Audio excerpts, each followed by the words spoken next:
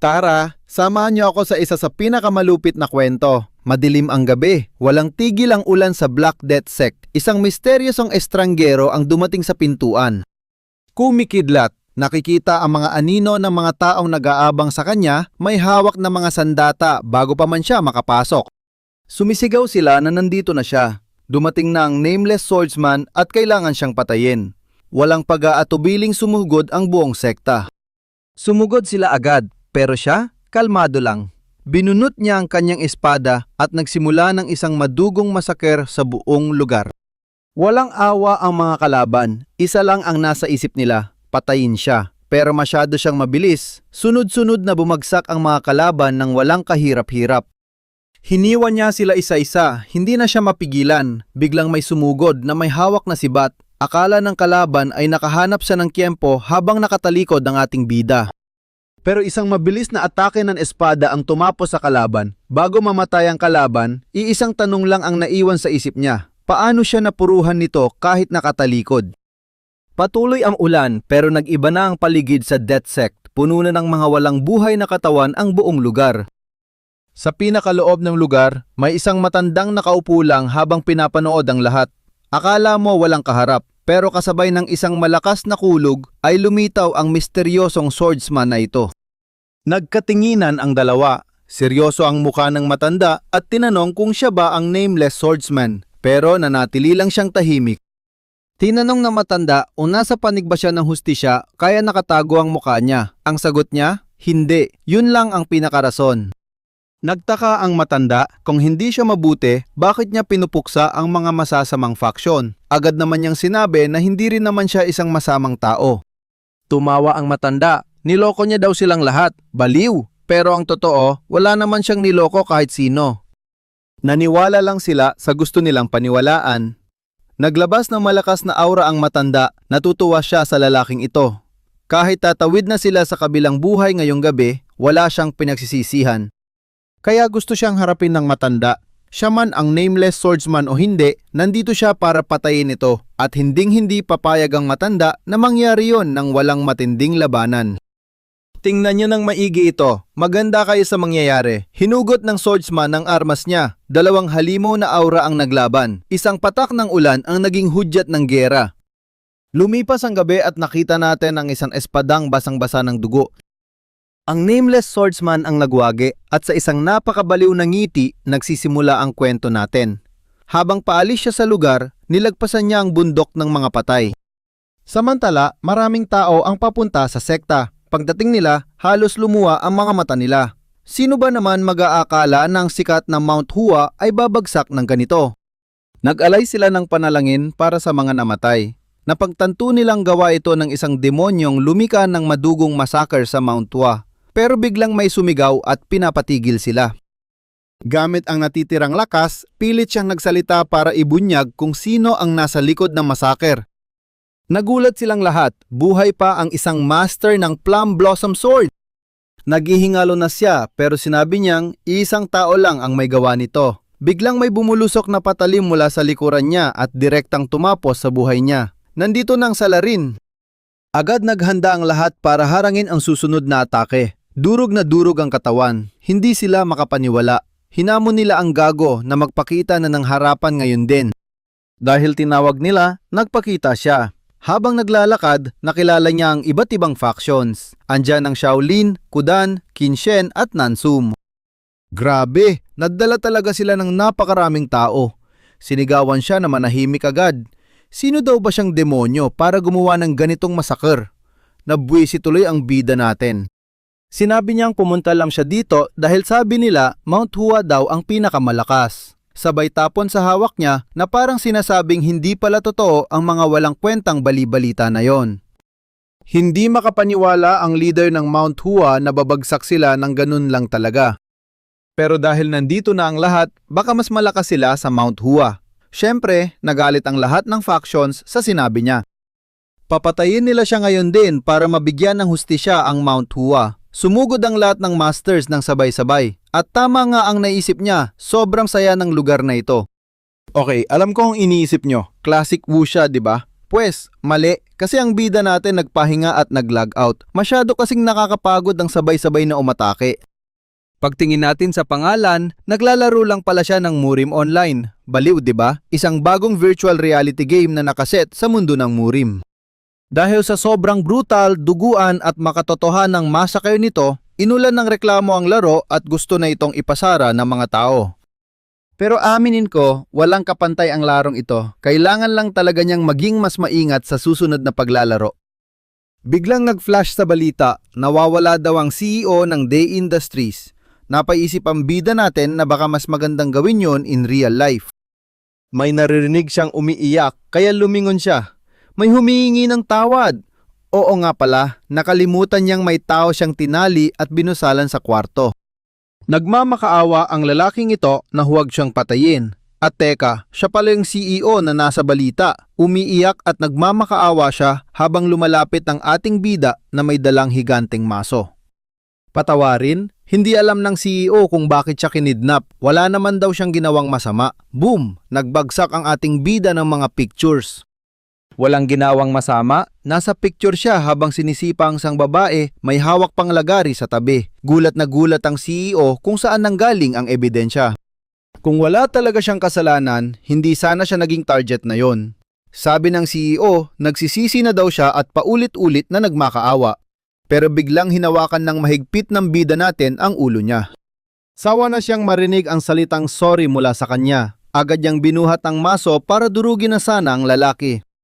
Pero bago pa tumama, nakakita ng butas ang CEO at nabigyan siya ng solidong headbutt. Napatid dito ang tali sa kamay at na yon ay galit na galit.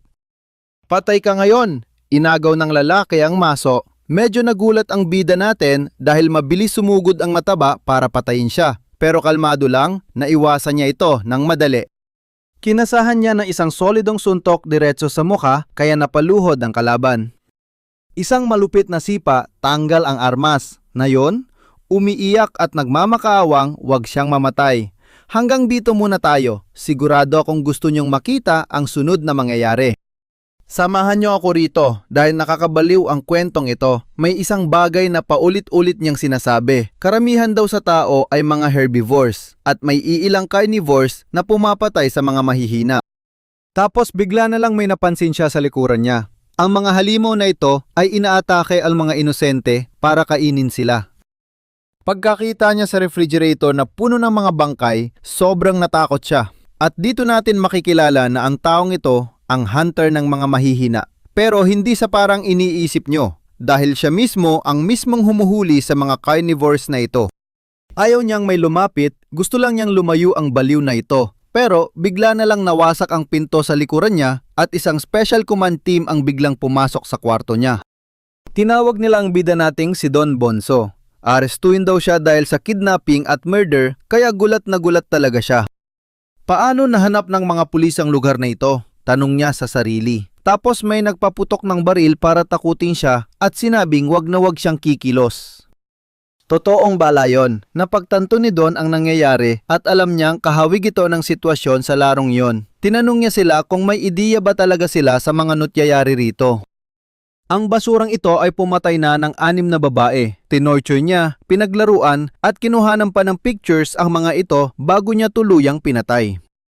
Pare-pareho lang ang mga bangkay sa tabi niya, puro mga mamamatay tao. Ang mga lalaking ito ay mga halimaw, mga carnivores na pumapatay ng mga inosenteng tao. Isa lang siyang hunter na pumapatay sa mga halimaw. Dapat maintindihan nila yon. Hindi siya ang dapat barilin kundi ang basurang lalaki na nasa harap nila. Pero nagtanong pa rin ang inspektor kung totoo ba ito. Pero ano nga ba ang magagawa niya? Ang nakikita lang ng pulis ay isang psycho na kumiki-kidnap at pumapatay ng tao. Wala na talaga siyang choice rito. Alam niyang hindi na niya makakausap ng matino ang mga pulis. Kinuha na niya ang maso para tapusin ang baliw habang sinisigawan siya ng inspektor na tumigil.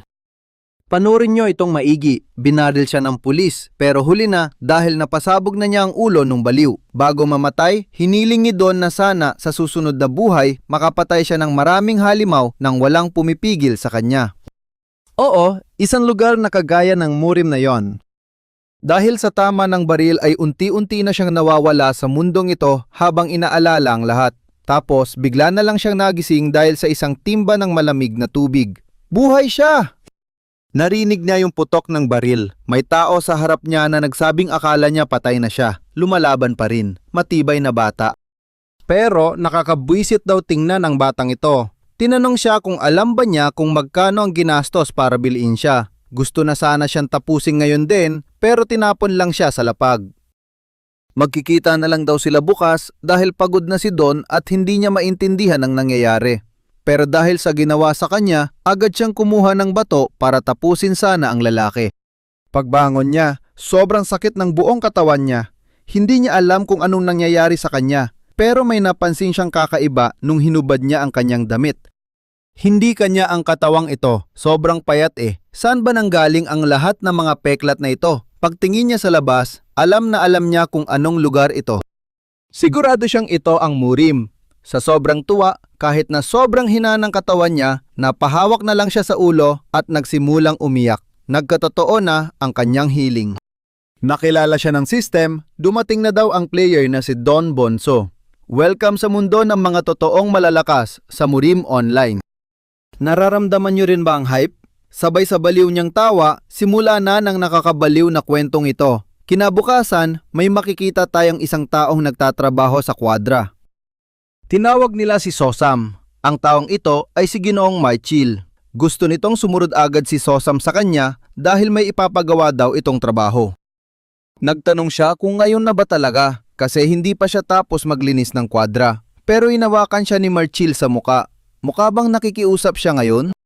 Tinanong pa siya kung pinayagan ba ng Denry clan na kumain at matulog dito ang isang ampun na utal. Baka nakakalimutan na niya ang pwesto niya rito. Isa lang siyang alipin. Wala siyang nagawa kundi tumahimik at sumunod na lang.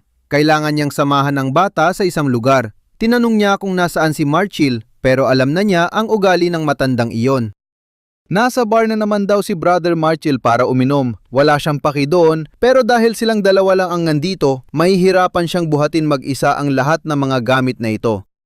Pero paano hindi niya nakikita? May tagabuhat na siya ngayon tapos bigla na lang niyang binatukan si Sosam. Kapatid na Sosam, ano bang inaakala mong ginagawa mo? Tumayo raw siya at simulan ng buhatin ang mga sandatang ito sabay pasalamat. Ngayong naiisip niya, may date din pala siya doon sa Bonyang Inn na yon. Mukhang kailangan pa yatang magtrabaho ng matindi ng kapatid niyang si Sosam. Mauuna na raw siya, kaya good luck na lang sa kanya. Pagtingin nung isa kay Sosam, awang-awa siya. Alam niyang hindi madali ang gagawin nito. Kahit hirap, pinilit ni Sosam na isilid lahat ng mga sandata sa iisang sako para buhatin ito. Pero dahil masyadong matalas ang mga ito, nabutas ang sako at naglaglagan lahat sa lapag. Kahit ganon, gumawa pa rin siya ng paraan para mabuhat ito. Alam ng lalaki na nagtatrabaho siya ng maigi, pero bakit ba hindi magpahinga ang batang ito? Nakakaawa siyang tingnan. Para na siyang mamatay sa pagod, pero sinabi lang ni Sosam na ayos lang siya hanggang sa dahan-dahan na siyang hinimatay. Sobrang lamig! Gusto mo ba talagang pahabain pa ang kawawang buhay mo na parang isang insekto? Tanong niya rito. Pero wala siyang naririnig. Nakikita lang yung lumalabo ang paligid at biglang may higanteng tao na lumitaw. Anong ginagawa niya? Kailangan niyang tumabi sa daan. Humingi na lang siya ng tawad pero bigla siyang sinuntok ng malakas sa mukha. Ang tanging naiisip niya ay kung saan ba nagsimulang magkamali ang lahat sabay sipa sa kanya palayo. Alam niyang nagsimula ito nung mamatay ang pamilya niya sa bagyo at siya lang ang nakaligtas habang papunta na naman ang taong ito para sa isa pang suntok. Inalala niya nung kumatok siya sa Denry clan para makaligtas. Tapos noon ay nakatanggap na naman siya ng isa pang suntok. O baka mula nang pinanganak siya ay ganito na talaga ang kapalaran niya at humihingi ng tulong bago mawalan ng malay. Pagmulat ng mata niya, puro siya bugbog. Pagdating sa kwadra, na-realize niyang Sosam pala ang pangalan ng batang iyon. Pagtingin niya sa kwadra, napagtanto niyang ito yata ang mismong kwadra na nasa mga alaalang nakita niya. Ibig sabihin, binugbog hanggang mamatay ang totoong Sosam at ngayon ay napunta siya sa katawang ito. Pero paglingon niya, may napansin siya. Binabati siya ng system sa Murim Online, ang mundo ng mga totoong malalakas. Ito yung status window ng laro na tinitingnan niya kanina eh. Balik tayo sa kanya habang nagdadala ng pagkain. Hindi niya alam kung bakit kailangan niya laging gawin ito. Siya lang yata sa buong Danric Clan ang marunong maglinis ng dumi ng kabayo rito. Ano sa tingin nyo ang mangyayari? Tapos na siya sa trabaho, kaya dapat umuwi na siya eh. Bakit ba minala siyang makasalubong si Pendorian? Isang malaking psycho pa naman yun. Samahan niya ako dito. Galit na galit ang boss kaya pinadala pa niya si Dongo. Bakit ba kailangang siya pa ang maglinis sa kalat ng isang hamak na ungas? Gusto na sana niyang tapusin agad ito pero masyadong delikado. Kung sakaling mahuli siya, paniguradong ang sarili niyang ulo ang unang gugulong sa sahig. Pagdating niya, binato niya ang pagkain na parang baboy lang ang kaharap. Buhay pa kasi ang walang kwentang ito para lang pahirapan siya. Pero hindi gumalaw si Sosan at tahimik lang na nakatingin. Pangalawang linggo na niya simula nang magising siya sa lugar na ito. Napakiramdaman na niya si Marchil at ang mundong ito. Ganito ang sitwasyon. Gumagamit ng hanja ang mga tao rito pero hindi ito China. Ang dahilan? Mga martial arts. Mga dalawan na sa pelikula mulang makikita. Lumilipad ang mga tao at gumagalaw ng sobrang bilis na hindi masundan ng mata. Totoo ang martial arts dito. Para bang naging live action na ang paborito niyang larong Murim Online. Pangalawa, may nagpapakitang system window mula sa laro na siya lang ang nakakakita. Nung una, inakala niyang nasa loob lang siya ng isang laro dahil sa status window at sa mga martial arts. Pero ito ang totoong buhay. May sari-sariling emosyon ang lahat. Buhay sila at may sariling mga desisyon. Ano ba talaga siya? Tao o player? Tapos, may dumating na lalaking akala mo ay hari kung makaasta. Nagbago ang timpla ng mukha niya dahil nabubugbog siya ng dahil sa ibang ungas. Pinaghintay talaga siya ng walang hiyang ito. Tahimik niyang nilamon ang pagkain. Gusto ng ungas na pasagutin siya. Pero panoorin niyong maigi ito dahil plinaplano na niya kung paano tatapusin ang buhay ng lalaking ito. Binasag niya ang mangkok at walang pag-aatubiling ibinaon ito diretso sa leeg ng mokong. Sa mga matang parang baliw, pinanood niya itong mamatay sa harap niya. Matagal nang patay ang batang kilala ni Dongo habang sunod-sunod at walang awang sinaksak ang lalaki. Habang tumatawa ng parang demonyo, sarap na sarap siya at hindi na niya mapigilan ito. Nang maramdaman ang mainit na dugo sa katawan niya, wala na siyang pakialam kung tao siya o player. Kumpirmado, totoong mundo talaga ang impyernong ito. Dama niya ang batas ng mundong ito mula sa lalaking ito at kay Marchil. Matira ang matibay, ito ang batas ng kagubatan. At sakto lang ang lugar na ito. Dito, hindi rin niya kailangang itago ang pagiging halimaw niya. Pwede siyang pumatay ng walang limitasyon. Ang mga mas malalakas na halimaw ay malayang nagkalat sa kagubatang tinatawag na Murim. Pag gumaling na siya, magsisimula uli ang pangangaso. Sobrang excited na siya. Huhulihin niya ang mga tunay na hari ng kagubatan sa bago niyang buhay dito sa Murim. Pagsapit ng gabi, alam niyang hindi na sana dapat pag-aksayahan ng oras ang lalaking yon. Pero may isang mahalagang bagay siyang kailangang subukan. Binuksan niya ang kanyang inventory at may napansin siyang kakaiba. Sa laro, tigi-isang kwadro ang bawat gamit. Pero dito, isa itong napakalaki at malawak na espasyo. Sinubukan niyang ipasok ang kamay niya at sobrang laki nito. Malamang aabot ito ng 300 square meters ang luwang. Kung gumagana ito gaya sa laro, nilagay niya ang bangkay sa kanyang inventory. Laking gulat niya nang biglang naglaho ang malaking katawan na yun sa isang iglap. Sobrang lupit nito. Pero teka, pareho ba tayo ng iniisip? Pwede kaya ang mga buhay na nilalang sa loob? Mananatili kaya silang buhay pag pinasok niya? Magandang tanong yan. Kailangan pa niya itong subukan. Kinabukasan, masayang nag-uusap ang lahat habang patago namang numingiti si Sosan. Pero bigla na lang may sumuntok ng malakas sa likod ng ungas na ito. Nabalita nilang naging pipi siya kaya pinigilan niya ang kabaliwan niya. Sinabihan siya na wag lang tumunganga kundi ilabas ang kabayo at ilakad ito. Tumango lang siya at hindi nagsalita dahil wala naman siyang mapapala sa isang mokong na hindi man lang siya kayang kausapin ng matino. Nilabas ni Sosan ang kabayo at nilibot ang buong lugar. Pinagmasdan niya ang paligid hanggang may mga batang nambato sa kanya kaya siya dumugo.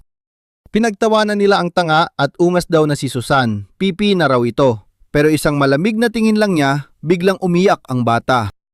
Naglakad lang siya palayo, tinukso at pinagbabato na naman siya ng mga bata habang tinatawag na utal at pipi. Hindi siya makapaniwala na may mga ganyang tanga. Pumunta naman tayo kay Marchil. Naiinis siya dahil hindi na raw bagay sa kanya ang naglilinis lang ng mga armas. Ilang araw nang nawawala ang hayop na si Wakgo, siguro patay na yon. Tapos, bigla niyang nakita si Sosan at nagtaka siya. Tinapos pala ng bata ang trabaho at tumango lang. Hindi makapaniwala si Marchil na nagiba ito matapos muntikang mamatay. Mabilis, magaling at ginagawa pati ang hindi inuutos. Naging matino rin sa wakas ang bata kaya binigyan niya agad ng sweldo. Natuwa siya na makita ang pera. Natuto na rin sa wakas ang bata kung paano umikot ang mundo. Gusto niyang ipagpatuloy ito. Tinapik niya ito at umalis ng nakangiti. Hindi alam ng tangang yon na para sa sarili niyang kabaong ang pera. Alam ni Marchil na hindi pwedeng trabaho lang buong araw. Kailangan din niyang mag-relax at magsaya minsan. Mayong puno na ng pera ang bulsa niya, pupuntahan na niya si Chosun at dumiretso agad siya sa bahay aliwan ng bunang. Binati agad si Marchil pagdating at hinanap agad nito si Choson. Nagtaka sila kasi si An-aen ang madalas niyang tawagin pero kinumpirma niyang tama sila. Pinakita niya ang pera at tumawa lang. Dahil mayaman na ang boss, inutusan niya itong pumunta sa dulo ng ikalawang palapag para kay Choson. Tuwang-tuwa si Marchil habang pumapasok si Choson. Iba talaga ang level ng ganda ng babaeng ito kumpara kay An-aen. Pinaupo siya nito at pinagsali ng inumin habang abot tenga naman ang ngiti ni Marchil. Ang ganda ng mga kamay niya pero mula sa siwang may nakamasid pala at maniwala kayo sa akin, hindi niyo malilimutan ang susunod na gagawin ni Sosam dito. Sama kayo sa akin, babalikan natin ang eksenang to ng ilang minuto kasi kapag pumasok siya sa huling kwarto sa second floor ng Bonyang Inn, teleport agad siya sa Joseon at bayad na ang loko. Ginawa niya talaga yon para sa isang babaeng pwede na niyang maging anak. Pero wala pera-pera lang talaga sa kanya to. Samahan niyo ako rito at tingnan ang bida nating si Sosam. Walang sinabi ang lodi natin kaya nilapitan siya sabay asar na baka naliligaw lang ang pipi na ito. Pinapalayas niya agad si Sosam bago pa daw niya ito bugbugin. Pero teka lang, may inabot na bag ng pera ang bida natin. Pagbukas niya nito, boom! Sobrang na-hype at nanlaki ang mata ng loko. Tara, samahan niyo ako sa matinding eksenang ito. Kapag naghintay sa ikalawang kwarto sa second floor, makakarating siya agad. Pumasok si Sosan sa Bon Inn, pero nakatali ang mga kamay niya, parang may pinaplano. Tara, samahan niyo ako kay Marchil na relax lang. Tapos na siya kay Choson at tuwang-tuwa ang loko, feeling niya kasi napakagwapo niya pa rin. Pero bigla na lang, may itinali sa leeg niya at mabilis siyang sinakal. Wala siyang masabi. Wala rin siyang ideya kung sino ang umaatake sa kanya. Panurin niyo itong part na ito. Ulo laban sa ulo pero walang bibitiw. Humiga sa lapag ang umatake, mas hinigpitan ng sakal at dahan-dahang pinatayan ng hininga si Marchil hanggang sa tuluyang burahin sa mundong ito gamit ang baliw ng ngiting iyon. Tuwang-tuwa pa siyang panurin na mawalan ng buhay ang kalaban niya. Sa wakas, tapos na ang trabaho. Sobrang saya niya talaga. Paglingon niya, nakita niya si Chosun na nakahiga at nakatingin sa kanya. Sobrang ganda niya. Grabe, ramdam natin pareho na parang maamong tupa siya ngayon. Wala na siyang lakas o kagustuhan para lumaban pa. Ano kayang susunod na mangyayari? Naglakad lang siya at tinago ang gamit sa inventaryo. Buti na lang, praktisado na siyang gamitin yon. Walang duda, malaking tulong ang skill na ito para sa mga susunod na laban ng babaeng ito. Samahan niyo ako rito. Paglapit niya sa katawan, tama nga ang hinala niya. Walang attack skills, walang defense moves, pero nakakuha siya ng experience. Dito sa mundong ito, ang pagpapatumba ng kalaban ay nagbibigay ng experience points. At kapag napuno ang bar, boom, magle-level up siya. Ang pag-level up ay nagpapalakas sa kanya na parang baliw sa tuwa. Kapag mas malakas ka, mas madali na lang ang manghuli. Habang dumadali ang pangangaso, mas bibilis din ang pasok ng experience. Ibig sabihin sa lugar na ito, pwede siyang maging walang hangganan sa lakas. Para sa kanya, paraisong matatawag ang mundong ito. Sa mismong oras na yon, nakita niya ang tali at agad ipinwesto sa ulo ni Marchil. Sayang talaga at wala siyang kamera. Pero tingnan niyo ito, sa labas may babae nagtatanong kung nandyan pa ba siya. Nagtataka yung lalaki kung bakit sobrang tagal ni Ain. Kailangan na niyang pumasok. Kahit napipi siya, ang nagbabayad na kliyente ay kliyente pa rin. Alam ng babae yon at sising-sisi na na-late siya pero sa totoo lang, balak atang magstay nung dalawa buong gabi. Nagsimula nang kumatok ang lalaking ito sa kwarto ni Marchil. Medyo matagal na, kaya dapat umalis na si Chosun dito. May naghihintay pa sa labas na gustong magpahinga, pero inis na siya dahil seryosong dinededma talaga siya sa kabilang kwarto. Nakikinig lang siya at hindi alam ang totoong nangyayari hanggang sa nagulat siya nang makita itong nakatayo. Napabagsak siya sa matinding takot dahil ang nakita niya mismo ay nakabigti na pala ang kapatid niyang si Manchil. Nakaloka yon, di ba? Pero bago tayo magpatuloy, silipin muna natin ito. Ang Anjuy na may ilog ng Jue sa hilaga at ilog ng Yanse sa gitna. Tara, samahan niyo akong pasukin ang mayamang lupaing ito. Dito, buhay na buhay ang kalakalan dahil sa matatabang lupa at mga lawang konektado. Pero siyempre, kung saan maraming tera, asahan mo na ang mga magnanakaw at bandido. Dahil nagkalat ang mga basagulero, biglang nagsulputan ang maraming sekta sa Anjuy Province para ubusin sila at protektahan ang mga batas ng Jianghu. Ang pinakasiga rito ay ang Nankon Clan, isa sa 5 great families ng Central Plains at pinakamalaking sekta sa Anjuy. Pero wag mong kalimutan ang Derry Clan. Kahit hindi kasing lakas ng Nankun, ibang klase naman ang mga espesyal na puwersa nila. Tulad ng 10 Celestial Sword Squad, tapos yung lupit na intelligence team nila ang Black Crow Squad na nagsisilbing tagapagpatupad ng sarili nilang batas. Pagdating sa pangangalap ng impormasyon, lalo na sa mga malulupit na sikreto, halimaw ang Black Crow Squad. Sobrang lupit nila kahit ang walang kupas na beggar sect napilit ang aminin na talo sila pagdating sa loob ng teritoryo ng Anjuy. Kaso, may namumuong problema na nagbibigay ng sakit sa ulo sa Black Crow Squad na yon. Isang urgent na mensahe ang biglang dumating sa Black Crow Hall. Ito ang leader ng Black Crow Squad, si Hai Gayo. Napansin niya na may panibagong sumpa ng mga nagpapakamatay na naman. 100 tao ang nagpakamatay nitong mga nakaraang buwan. Dati, may 1 o 2 lang na kaso kada buwan, pero ngayon, ibang usapan na to. Hindi na to normal. Panurin nyo ng maigi ito dahil sobrang perpekto ng mga insidente. Lahat ng ebidensya sa paligid, malinaw na itinuturong nagpakamatay talaga ang mga biktima. Posible ba talaga to? Sino ba ang unang namatay?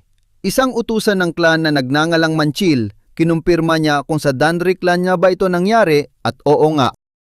Saan kaya siya nagpakamatay? Nalaman nilang sa loob daw ng Bunyang Inn kaya napagdesisyonan nilang pumunta ron. Pero seryoso, hindi naman ito ang tipo ng lugar na dapat pinupuntahan ng personal ng leader. Pero alam niya sa sarili niya na hindi pwedeng palampasin to, kaya kailangan niyang pumunta mismo. Pinasok nila ang kwarto at kinumpirma ng kasama niya. Natagpuan nila ni Chosun si Manchil na nakabigti sa kisame ng kwartong yon. Nang tingnan niya, napaisip siya kung serye ng patayan ang mga to, paano nakapasok ang salarin at pinatay si Manchil. Pagkapasok niya, hinalugog niya agad ang lahat. Gets nyo na ang twist dito, di ba? Sa ganitong istruktura, siguradong mahuhuli ang salarin kung papasok siya. Pero bigla niyang napansin ng isang awang kung saan nakasilip ang bida natin. Naisip niya na ang istrukturang ito ay pwedeng daanan ng kahit sino ng malaya kung tatanggalin lang ang mga kahoy na harang. Ang problema, walang kahit anong bakas na tinanggal ang mga kahoy. Tinanong niya kung may paraan ba para matanggal ang mga tabla nang hindi binabaklas ang buong bubong. Ipinaliwanag sa kanya na hindi yun uubra, ang mga kahoy na yan ay mahigpit na nakakabit sa mga puwang ng kisame at lapag. Kung hindi mo babaklasin ang mga post, imposibleng matanggal yon. Ibig sabihin para sa kanya, totoong suicide na ang nangyari. Tinanong niya kung may tao sa kabilang kwarto nang mamatay si Manchil at sumagot sila ng oo. Trust me, may guest din sa kabilang kwarto. Samahan niyo ako dito! Naalala niyang dumating siya kasabay ni Manchil. Siya daw si Sosan ng Derry Clan. Ayun siya naglalakad, kitang-kita ang daming skills na puro question marks pa. Panurin niyo ito, mas malaki ang nakuhang XP mula sa tumba niya kahapon kumpara dati. Siguradong isang totoong martial artist ang lalaking yon. Naisip niya na mas malakas na kalaban, mas mataas na EXP. Kaso kung totoong martial artist ang makaharap niya ngayon, siguradong tapos ang boxing. Kahit nga ang pinakamahinang miyembro sa Derry Clan ay kayang-kaya siyang lampasuhin. Kailangan niya ng biktima na nasa gitna ng normal na tao at martial artist, eksakto sa kinitilan niya ng buhay kahapon. Bigla namang may narinig siyang sumisigaw. Aba, pumogi daw si Sosan simula nung huli nilang pagkikita sabay tawa ng matindi. Kapag nakita raw nito ang boss niya, dapat naman siyang bumati. Pansin niyang pilit siyang dinededma, kaya panay pa rin ang sigaw nito habang pinagmamasdan silang mabuti. Alam niyang hindi gagawin ng kapatid niyang si San yun, kaya malinaw na siga ito sa kanto. Kahit baliw si Susan, miyembro pa rin siya ng clan. Tinawag ulit siya. Seryoso, nagpapabugbog lang siya sa mga ganitong klase ng tao? Napakalala talaga ng buhay niya, sabay hatak sa buhok niya ng mahigpit. Hindi na sana nakipagkwentuhan pa ng kalmado si Susan habang kinakaladkad siyang papalapit kasama ang kanyang kabayo. Kaya naman niyang tustahin ang lahat dito at palabasing nagpatiwakal sila. Pwede ring isilid ang mga bangkay sa kanyang inventory para itapon sa malayo, pero masyadong delikadong mahuli kung dito gagawin. Kahit paburahin niya silang lahat, pakiramdam niya maliit lang ang makukuhang XP. Magpapabugbog muna siya ng konti at mamaya na lang sila tatapusin. Sinimula na siyang bugbugin dahil mukhang tumaba raw siya, pero biglang may sumigaw na tama na. Dahan-dahan daw sana, sabi ng lalaking nagngangalang Hanho. Gulat na gulat si Susan nang makita ito. Lumapit siya sa kabayo. Mahilig daw sa kabayo ang leader nila sa Black Society, kaya balak niyang iregalo ito sa kanyang boss. Ano sa tingin mo? Tanong niyang nakangisi. Grabe ang murder intent nila. Ito talaga ang pakay simula pa lang. Ngayon, tutukan niyo ito ng maigi. Gustong nakawin ang kabayo at patayin siya, pero maling tao ang kinalaban nila. Tinanong pa kung nag-aalangan siya, kaya agad sinabi ni Susan na tapusin na lang siya. Bakit ka pa nagtatanong ng 2 beses? Galit na galit ito. Ang kapal naman ng mukha nitong magsalita. Bigla na lang umatake si Susan, kumuha ng espada mula sa inventory at diretsong ibinaon ito sa leeg niya. Bago pa nila maintindihan ang nangyari, binuksan niya ulit ang inventory at nilamon silang lahat. Natakot at sumigaw ang iba na isa itong sumpa o black magic. Yun mismo ang nakikita nila. Pero binati siya ng sistema dahil nag-level up siya sa Murim Online. Isang matinding killing aura ang lumabas mula sa bida natin, kaya nagsisigaw silang isa siyang demonyo. Gusto na nilang tumakas, pero hindi pwede. Kailangan nilang magtulungan para patayin ang demonyong ito ngayon din.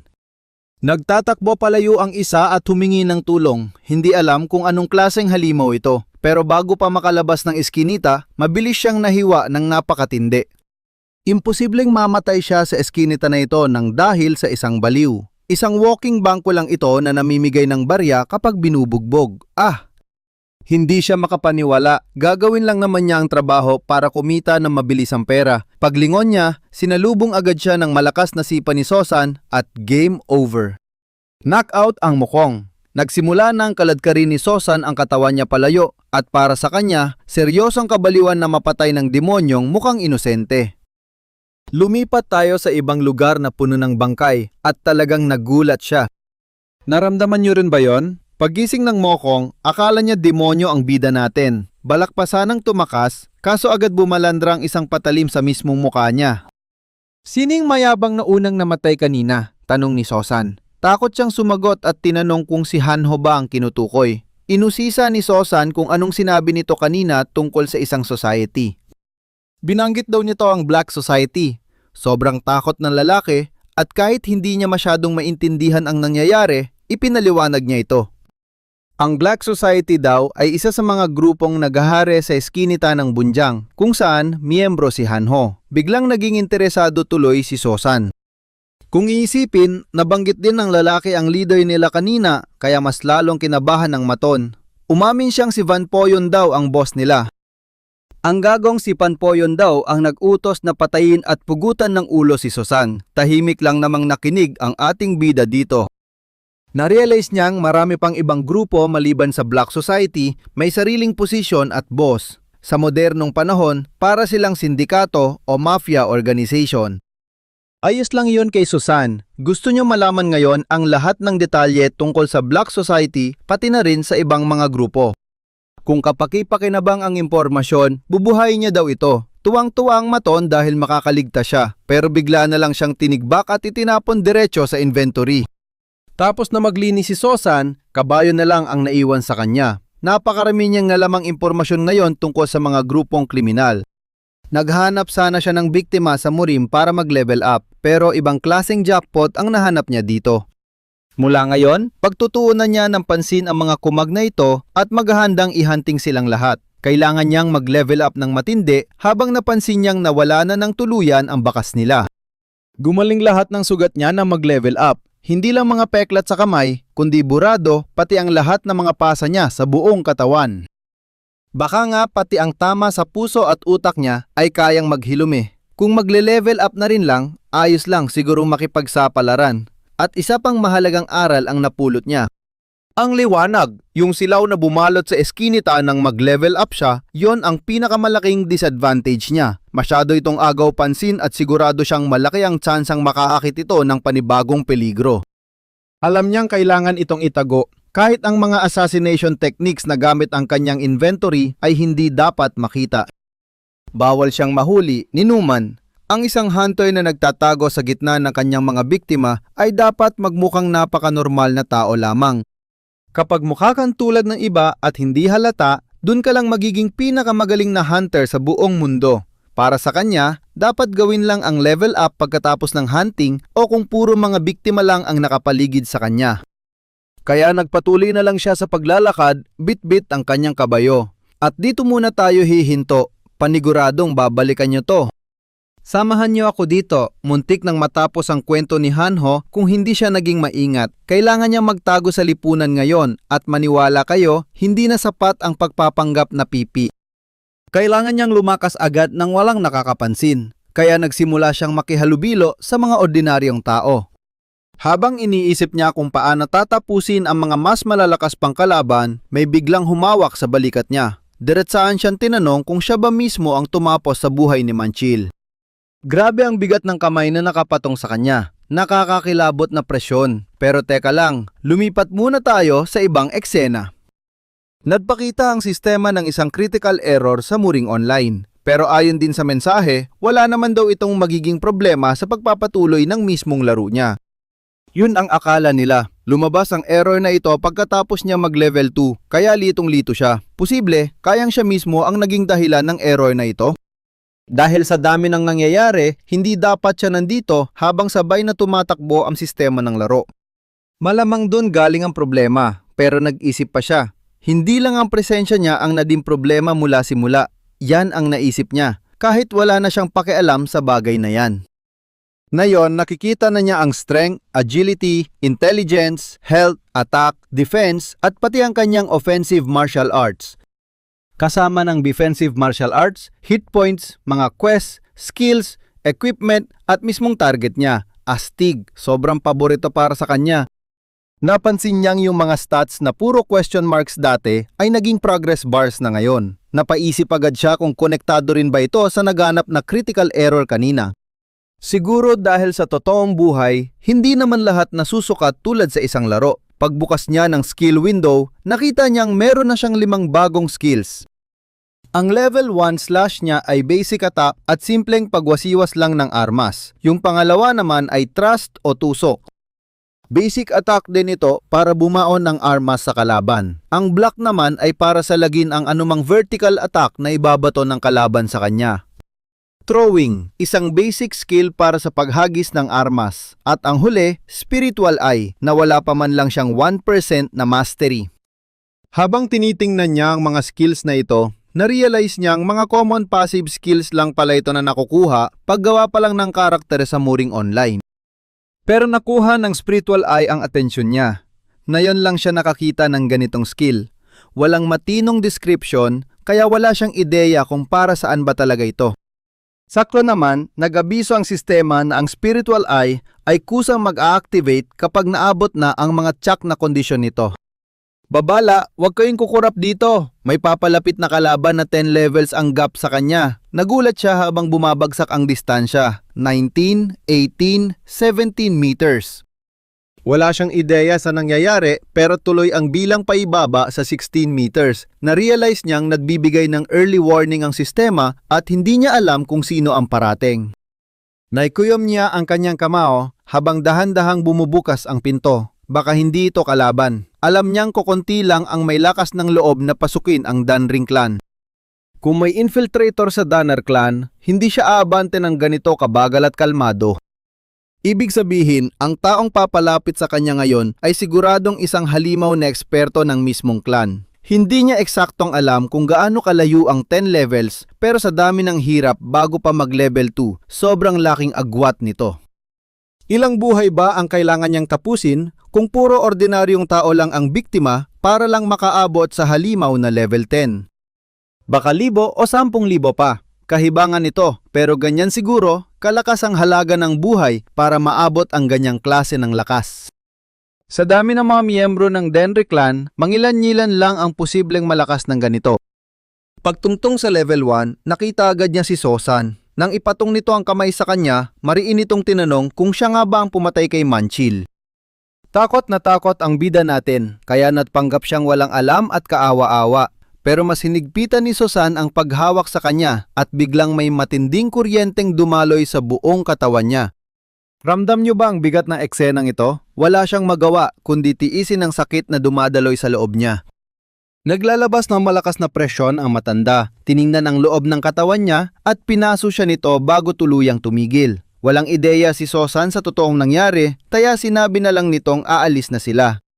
Sumang-ayon na lang ang kasama niyang gwardya kahit litong-lito ito sa ginawa niya at tuluyan na silang umalis.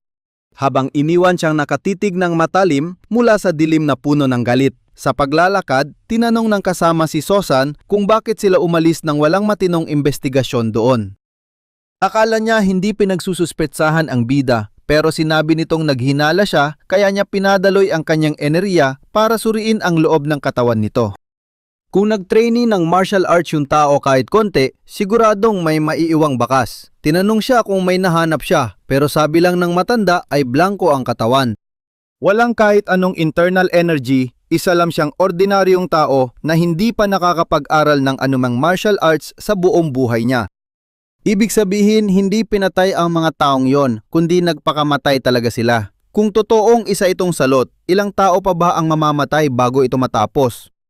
Kinagabihan, habang napakaliwanag ng buwan, taliwa sa matinding pag-aalala ni Jida sa nangyayari, biglang nawala ang salot sa Bonyang pero pinalitan nito ng panibagong alon ng kamatayan. Bumalik ang buwan kasama ng malakas na ulan. Sa Tongan Inn, maraming tao ang nagiinuman, nagkikwentuhan at nagbabahagi ng mga kwentong bayan doon. Hindi alam ng isa kung ano ang tinutukoy, pero kung yung nameless wandering warrior ang pinag-uusapan, syempre narinig na niya ito. Malabong may tao na hindi pa nakakakilala sa kanya. Paasar nitong sinabi na dapat daw magpakita siya ng respeto at tawaging sir ang nameless wandering warrior, lalo na't inuubos nito ang mga tanga sa Black Faction. Sumigaw siya para umorder pa ng maraming alap pero sinaway siya para manahimik.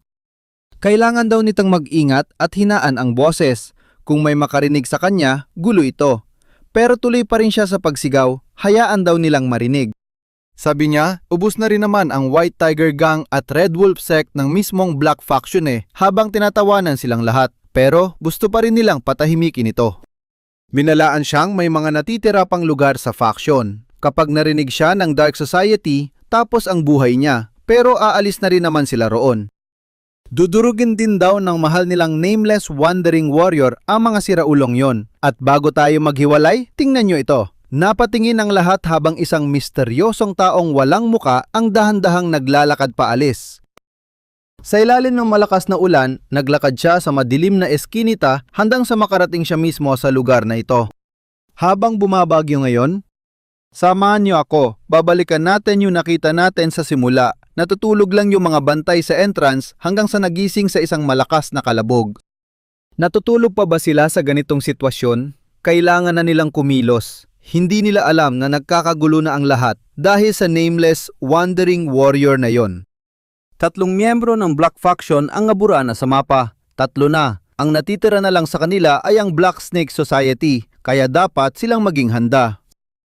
Pero saktong pagkarinig niya na nakatulog ito, agad siyang nainis at akmang bibigyan ng isang malakas na suntok para gumising. Pero ang totoo, patay na pala siya. Hindi sila makapaniwala na lumitaw na ang nameless wandering warrior. Tinapos agad siya mula sa likod dahil opisyal na siyang nakapasok sa teritoryo ng Black Snake Society. Wala nang salita, binuksan niya ang pinto at naglakad na parang boss. Siya biglang umulan ng mga pana palapit sa kanya. Nakahanda na silang lahat na tapusin ang buhay niya.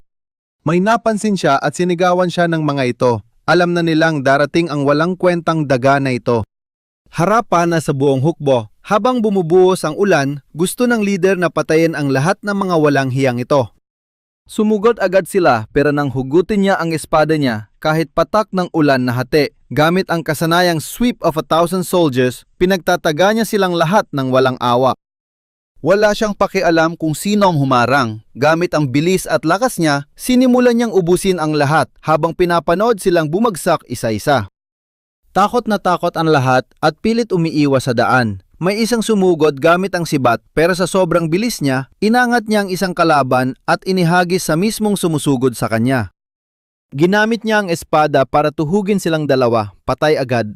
May isa pang paparating na may sibat at dahil nakita niya, tapos na ang usapan.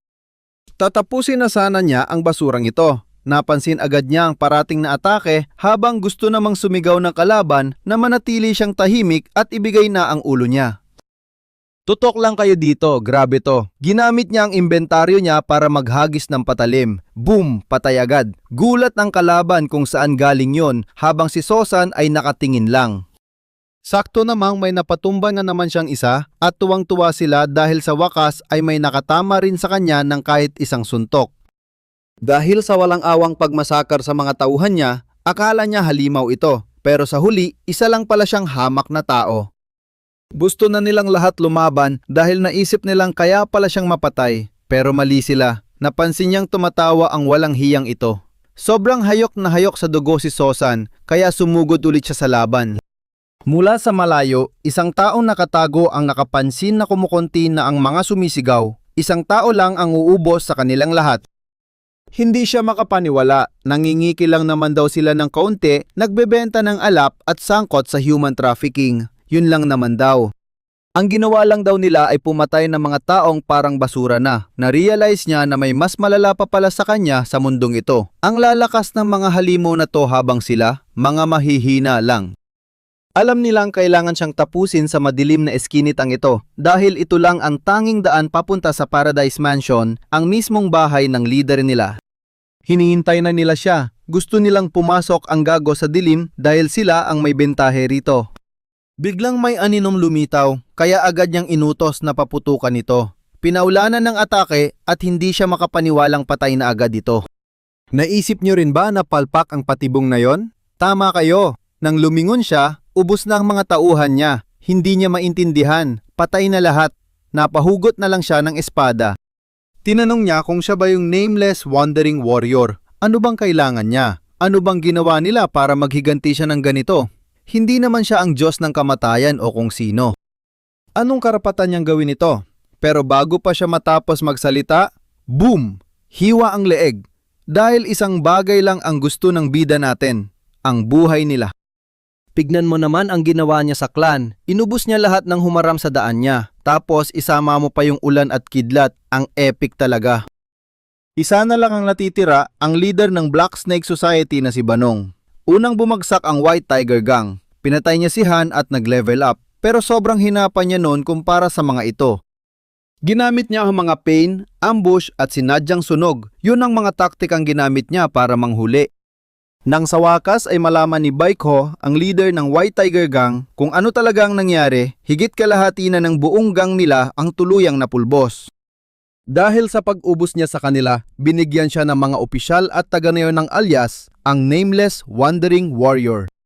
Matapos makuha ang maskara ng Nameless Wandering Warrior, mas lalong naging madali para sa kanya ang tumba-tumbahin ang mga miyembro ng Black Faction.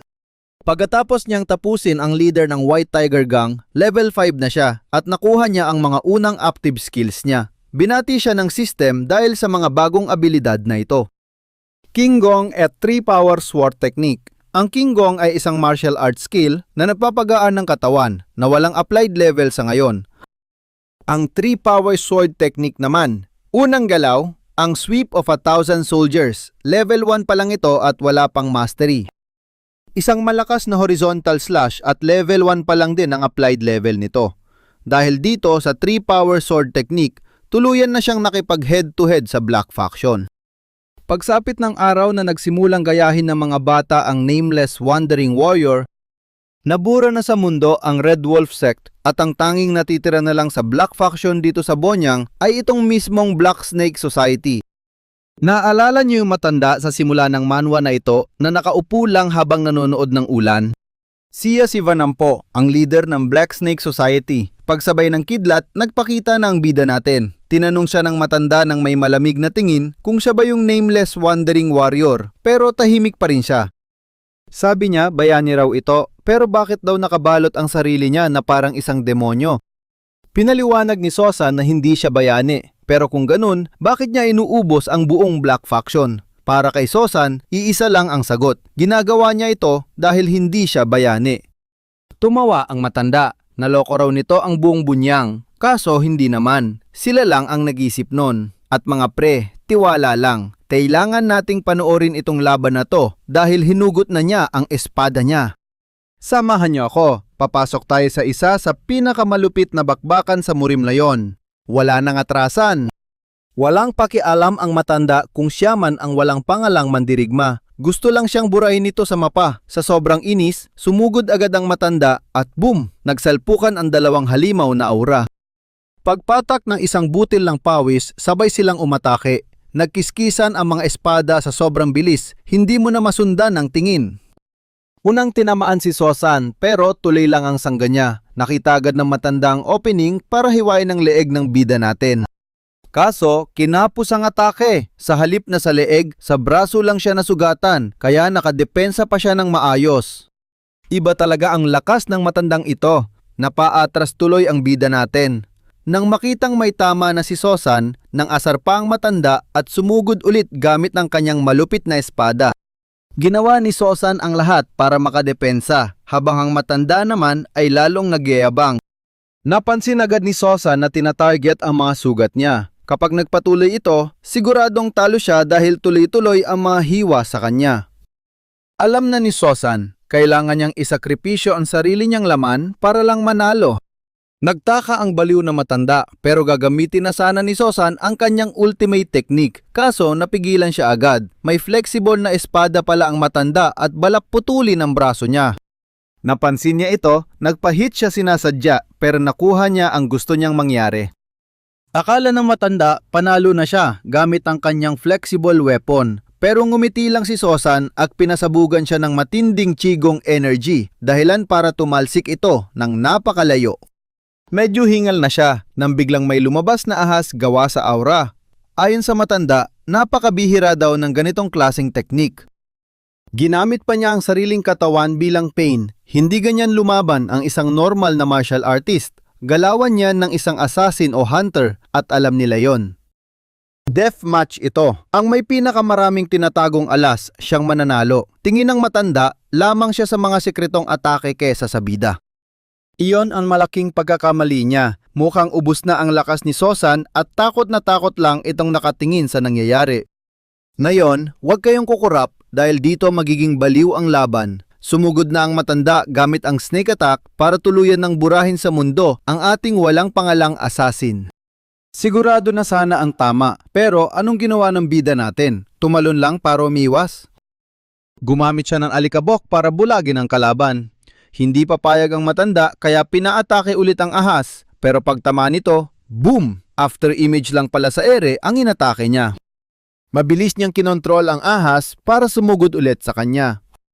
Sa wakas, tinamaan din. Tuwang-tuwa siyang na-corner na niya ang ating bida. Laking gulat niya ng malamang visual trick at decoy lang pala yon. Kaya ang tanong, nasaan ang totoo? Pagtingala niya, nandoon na pala sa langit ang bida natin. Ginamit niya agad ang second form ng kanyang malupit na sword technique. Gulat na gulat ang matanda sa Yellow Dragon Direct Assault Attack. Ibabaon na sana sa kanya ang espada pero ginamit niya ang sariling kamay para sanggain ito. Wasak ang kamay niya. Nakita ng bida natin na nasangga ng kamay kaya hindi tinamaan ang puso nito. Ayaw pang mamatay ng matanda kaya ginamit agad ang snake sword para itrap at hindi siya makalayo. Saan daw siya pupunta? Hindi siya hahayaang makatakas ng buhay. Naisip niyo ba itong susunod na mangyayari? Biglang nagbukas ng inventory ang bida at naglabasan ng maraming bangkay para harangin at pabagalin ang espada. Naguluhan ang matanda kung paanong biglang may umulan ng mga bangkay na siyang sumangga sa atake niya. May tinatago pa palang alas ang bida. Hindi makapaniwala ang kalaban nang bigla siyang mawala. Sa sobrang galit, nagpakawala ang matanda ng whirlwind attack para hanapin siya. Isang baliw na gumagamit ng mga bangkay sa laban, pero habang nandoon, may lumipad na pana papunta sa kanya pero nasangga niya ng espada. Hindi raw siya madadaan sa ganyang trick, kaso paglingon niya, boom! Isa pang pana ang humiwa sa kanya. Hindi siya makapaniwala, para siyang naging isang hayop na pinaghahunting. Sugatan at sobrang takot, hindi matanggap ni Van ang puong na nangyayari ito sa kanya. May napansin ulit, siyang parating kaya inatake niya agad ito ng kanyang espada. Hindi niya maisip kung ano yon. Isa na namang decoy. Habang distracted siya, tinapos na siya ng ating bida mula sa likod sa isang atake. Mas naging madali pa ito kaysa sa inaasahan niya. Bago mamatay ang matanda dahil naubos na ang Bone Black faction, tinanong nito kung kailangan pa ba ng dahilan. Simula pa noon mukhang unggoy pa ang mga tao, ganito na ang patakaran hanggang ngayon. Kahit nagkasibilisasyon na, walang nagbago rito. Laging kinatapakan at inaagawan ng mga malalakas ang mga mahihina. Sagot ng bida na labis na ikinagulat ng matanda. Walang pinagkaiba ngayon. Siya lang ang mas malakas kaya binura na niya ito sa mundo. Lumalim na ang gabi, may matinding liwanag sa paligid at umalis na ang bida natin habang nagpapagpag ng dumi. Nang mabura ang Bonang Black Faction, tapos na ang kanyang preparation. Next level na tayo. Pupunta siya sa lugar kung saan mas halimaw ang mga kalaban, kaya excited na siya. Oras na para pumunta sa Murim. Habang may bagyo, lumipat ang eksena sa mga nagpupulong na opisyal. Gusto daw malaman kung kailan ang malaking Orthodox Demonic War? 2 taon na lang. Napaisip ng malalim ang misteryosong taong ito na walang muka. Oras na raw simulan ang Grand Plan, Wang W. Tanong nito, anong kailangan gawin? Kailangan na simulan ang first plan ayon sa utos. Balik tayo sa ating bida na nakikinig sa usap-usapan ng mga tao. At dito muna tayo hihinto. Usap-usapan ang pagwasak niya sa underworld, kaya asahan nyo ang matinding susunod na mangyayari. Pakinggan nyo ito, sino ba mag-aakalang uubusin niya lahat ng kriminal sa Bonyang? Imbes na tawaging hindi kilalang espadahin, dapat dakilang bayani na ang itawag sa kanya. Pero medyo naiilang siya dito. Bayani man siya, napapaisip pa rin siya kung tama ba talaga ang ginawa niyang pagpatay sa ganoong paraan. Pero teka lang, ang mga halang na bitukang yun, wala silang karapatang kaawaan pagkatapos ng lahat ng ginawa nila. Nararapat lang na mamatay silang lahat. Kahit pa ganon, ni gobyerno o mga nagmamarunong na sekta ay walang pakialam sa mga mahihirap na tulad nila. Sa huli, ang nag-iisang tumayo para sa kanila ay itong misteryosong espadahin. Totoo yon. Kung wala ang espadahing ito, sino pa kaya ang magmamalasakit sa kanila? Kaya naman ipinagdiriwang nila ang misteryosong espadahin na nagpalayas sa mga kriminal. Mabuhay ang espadahin. Masaya ang lahat para sa kanya, pero alam ng bida natin na oras na para lisanin ang lugar na ito. Lilipat na rin tayo ng eksena kasama ng ating bida. Nagbigay ng babala ang sistema. May paparating na kalaban, 10 level ang taas kaysa sa kanya at lalo pang lumalapit. Ginamit niya ang kanyang spirit eye. Sa kwadra, nakita niya si Boss Joe ng Black Gang at sa tabi nito, ang demonyong espadahin na si Danley Chong ng Danley Clan. Walang atubiling lumuhod ang ating bida sa harap nila. Sabi ni Danley, oras na para magpaalam, sabay bati sa kabayo. Tahimik lang ang bida natin. Pinaliwanag ni Danle na sa susunod na kabilugan ng buwan, ikakasal na ang ikalawang anak ng Nanggong Clan. Kaya magandang gamitin ang bagay na pinapahalagahan nito bilang regalo sa kasal, mungkahi ng leader ng Black Gang. Para sa kanya, perpektong ideya ito. Kung may papasok lang nila ang isa sa mga anak nila sa clan na yon, isang kasunduan sa loob ng 100 taon o ritual ng siyam na pagyuko. Paliwanag pa niya na mas madaling tumawid sa sapa gamit ang 2 troso imbes na isa. Ayon sa kanya, baka kunin ng Nanggong Clan ang 2, kaya iyon ang dahilan kung bakit niya ito ipinatawag. Wala siyang pakialam sa paraan mo, basta siguraduhin mong mangyayari yon sabay labas ng nakakatakot na aura. Aalis na sila bukas dahil marami pa silang gagawin. At pag alis papunta sa Nanggong Clan, dalhin mo yan. Kakailanganin din yan sa pagpapaamo ng mga kabayo. Nagpasalamat naman siya sa leader ng clan. Tingnan nyo itong susunod na mangyayari. Kinabukasan, alam ng bida natin na kung gusto niyang matuto ng totoong martial arts, kailangan niyang gumawa ng paraan. Sinubukan niyang gayahin ang mga sikat na technique-based lang sa galaw ng mga mandirigma at mga leader ng sindikato. Pero sa huli, hanggang imitasyon lang talaga siya. Pinakapangit na plano ang magnakaw ng sikretong manual at pinakamaganda naman ang maging disipulo ng isang master. Pero hindi naman madaling maging disipulo agad-agad. 18 taong gulang na siya sa buhay na ito at masyado na raw itong huli para matuto ng martial arts. Sa totoo lang, magandang pagkakataon ito para sa kanya. Ang Nangong clan, isa sa 5 pinakamalakas na pamilya sa Central Plains na may matinding impluensya. Siguradong may makikita siyang paraan dito kasama ng mga halimaw na mas malalakas pa sa kanya. Kompleto ang buong puwersa ng Black Raven Squad na yon. Nandito na silang lahat, maliban lang sa batang master at sa nakababatang senyorita. Siguradong nasa isang inn lang si Danry Kanghay sa Bunyang, habang si Dan Lehui naman ay ayaw ng mga bantay, kaya susunod na lang daw siya habang naglalakbay sila. Pagtigil nila sa isang lugar, alam na agad niya kung sino ang kaharap nila, si Danry Kanghay, ang panganay ni Dan Lechong, isang prodigy na may pambihirang talento. Pagdating sa galing, madali siyang makakapasok bilang external disciple ng Nangong clan. Kaso nga lang, may malaking problema sa ugali niya. Lasinggero, babaero, at puro masasamang chismis ang nakakabit sa pangalan niya. Sino kaya ang binubugbog niya ngayon nang biglang may isang tao ang lumabas doon? Panurin niyo itong mabuti kasi nakakabaliw ito. Paglabas ng batang master ng Danle, nagulat ang bida natin dahil biglang nagbabalang sistema, may halimaw na kalaban ang papalapit ngayon. Sabi ng master, tatapusin na niya ang buhay nito na labis na nagpagulat sa kanilang lahat. Napangiti siya sa nakita. Isa itong martial arts master na may nakakatakot na lakas. Talo na niya ito. Agad niya itong pinatigil at paglingon ng lalaki, grabe ang aura niya. Nagpakilala siya bilang leader ng Black Raven Squad ng Danry Clan at ang taong hinahabol niya ngayon ay walang iba kundi ang batang master ng clan. Kung hindi raw aatras ang lalaki ngayon, hindi sila magdadalawang isip na umatake at patayin siya. Hindi kilala ng bida natin ang lalaki, kahit pa ang leader ng Black Raven na kabisado ang buong Murim ay hindi siya namukaan.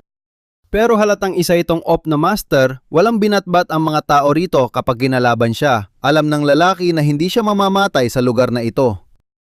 Walang leon ang aatake para lang pumatay ng insekto. Pinagtawanan lang niya ang Danry clan at tinanong kung nakakain ba ito. Nagalit ang kalaban sa pang-iinsulto, pero para sa matandang ito, wala siyang pakialam kung anong klaseng clan man yan. Agad inutusan ang buong Black Raven Squad na protektahan ang kanilang batang master ngayon. Sumugod silang lahat para umatake, pero gamit lang ang isang daliri, tumalsik silang lahat na para mga basahan. Hindi sila makapaniwala sa nangyari. Pinatumba niya ang lahat gamit lang ang isang daliri. Isa itong soul-chasing flying butterfly technique. Habang nakahandusay ang leader sa gulat at hindi makapaniwala, napansin ng matanda na napakaganda ng paningin niya para sa isang ordinaryong tao. Ang matandang ito ay si Tang O, ang soul-chasing poison hand. Isa sa 20 pinakamalakas sa buong Murim, kabilang sa mga halimaw at Diyos ng martial arts. Siya ang pinakamalakas mula sa Tang clan ng Sichuan, isa sa 10 dakilang angkan. Sinuman ang maglakas loob na hamunin ang soul-chasing poison hand na si Tang O, mamatay man at maging multo, hinding-hindi makakatakas sa kamandag niya. Isa siya sa nangungunang master ng Murim. Grabe, nakabangga ang siraulong anak ng Danry clan ng isang totoong halimaw. Kapag kinalaban mo ang isang tulad ni Tang O, asahan mo ng burado ang buong Danry clan sa mapa. Paano kaya matatapos ang kaguluhang ito? Ano sa tingin nyo ang sunod na mangyayari? Biglang may babaeng nagsabi sa lolo niya na umalis na sila dahil walang alam ang mga tao rito. Napangiti ang matanda, sinabing sana ay naintindihan na nila kung gaano kalaki ang mundo. Nakakadismaya raw isipin na ang isang miyembro ng Orthodox faction ay nagpapakalasing at gumagawa lang ng gulo. Tara na mga pare, samahan niyo ko sa malupit na istoryan ito. Gusto man niyang putulin ang kamay ng mokong, pinigilan niya. Pag-ising niya, sabihin mong mamatay siya pag nambastos pa siya ng babae. Naiintindihan ba? Nagpasalamat ang lalaki dahil sa awa niya at agad-agad niyang tinanggal ang lahat ng mga tusok. Aalis na sana siya doon, pero biglang nagkatinginan sila ng bida natin. Sinabihan niya ang babae na maghintay sandali tapos naglakad siya palapit ng dahan-dahan sa ating bida. Sobrang takot ang bata. Tinanong niya agad ang kanyang lolo kung ano ba talaga ang nangyayari. Wala namang malala, may itatanong lang siya sa bata. Tinanong ng matanda ang pangalan niya. Walang sagot ang bida kaya naglabas siya ng matinding aura. Tinatanong ko kung ano talaga ang pangalan mo. Nalilito ang babae pero kitang-kita nagalit ng lolo. Sumingit ang taga Danriclan na tagapag-alaga daw siya sa kwadra at hindi makapagsalita. Nalaman niyang pipi ito pero bigla siyang sinuri ng matanda. Pansin niyang tinititigan siya na parang isang mamahaling bagay. Kung tinitingnan ng master ang isang tulad niya bilang kayamanan, ito na ang tsansa. Isang malaking pagkakataon para makalis sa kwadra na yon din. Hinawakan niya bigla ang kamay ng bida at saka tumawa. Tinanong niya kung papunta sila sa Nansun clan para sa isang kasal. Sumagot ito ng oo. Ipinaliwanag din niyang taga-alaga sa kwadra ang bata. Siya daw ang nag-aalaga sa kabayong regalo. Tinanong ng matanda kung pwede niyang isama pero bawal daw. Kung hindi siya, walang makakapapapamo sa kabayo. Naisip ng matanda na sapat nang dalhin ang kabayo sa Namnun clan kasama niya. Tumutok kayo rito, umiinit na ang eksena. Kukunin na niya ang bata. Siya na daw ang magpapaliwanag at magbibigay ng bayad sa patriarka. Ayos ba? Pero umiling ang mokong. Plano nilang ibigay ang bata at kabayo sa patriarka ng Nansun clan. Walang problema kung kukunin ni Tanzo ng bata. Ayos lang daw. Kaya pinakilos na niya agad-agad ang lahat nang walang paligoy-ligoy. Alam niyang wala siyang laban, kaya pinasikaso niya sa doktor ang batang master. Inutos niya rin na ipagpatuloy na ng mga tauhan ang kanilang paglalakbay. Hindi sila makapaniwala sa nangyari, gulong-gulo ang isip nila. Nang gumabi, naghanap sila ng ibang lugar para magpalipas ng tulog. Dumiretso ang bida natin sa kwadra. Alam niyang lumakas ang paggamit niya sa inventory pagkatapos ng laban sa Black Snake Society. Kaya na niyang gumamit nito sa isang metrong layo. Kung magsasanay pa siya, sigurado akong mas lalawak pa ang sakop ng kapangyarihan niya. Dahil dito, kaya niyang maglabas ng mga espada o kahit bangkay mula sa inventory at ipaputok ito. Pero medyo mabagal pa ang tira kaya pwedeng makaiwas ang isang master. Sinubukan niya sa buhangin at gem na naging mas bihasa siya rito. May isa pa siyang gustong subukan. Naisip niya na anumang bagay na pumasok sa katawan niya ay pwede rin niyang ilagay sa loob ng inventory. Isa itong matinding diskarte, tol. Sakto, dumating yung babae, nagtataka kung anong espesyal sa kanya para ipatawag ng ganitong oras. Sinabihan na lang siyang sumunod agad. Pumasok sila at nakita natin ang matanda na nakaupo doon. Pinaupo siya sa platform sa parehong pwesto. Pagkaupo niya, walang pasubaling inutos ng matanda na maghubad siya ng buo. Nang gawin niya yon, napansin nilang ang angas ng katawan niya. Nilabas ng matanda ang gintong karayom. Naisip niyo rin ba kung anong kabaliwan ito? Tinanong siya ng lolo kung alam niya yung kasabihang ang matamis na ponkan, pag tumawid sa norte, nagiging sobrang pait na kahel. Nagulat siyempre ang bida natin. Nagbabago ang lahat. Kung ang matamis ay ang Danriclan, ang norte naman ay ang matinding Tang clan. Kung yung matamis ay si Solsam, siya yung mapait na kahel. Simula ngayon, gagamitan siya ng matinding teknik. Sobrang sakit nito. Baka isipin mo pang mas masarap mamatay. Pero kung kakayanin niya, mas titinde pa siya. Gagamutin din ng matanda ang pagiging pipi niya. Papayag ba siya? Tinanong ng babae ang lolo kung nababaliw na ba siya. Ginagawa niya ito nang walang pahintulot ng mga elder. Patuloy silang nagtatalo at wala siyang maintindihan pero gusto niya iyon. Matapos ang diskusyon, tinanong ng lolo kung handa ba siyang dalhin ang apelidong Tang. Tahimik lang ang mokong, hinihintay ang biyaya. Sa Murim, maraming klase ng pambihirang katawan na perpekto para sa martial arts. Nariyan ang Celestial Meridian Body at Reincarnation Holy Emperor Physique. Pati na ang 9th Grade Sacred Bones, Celestial Martial Heart Meridian at Universe Sacred Bones.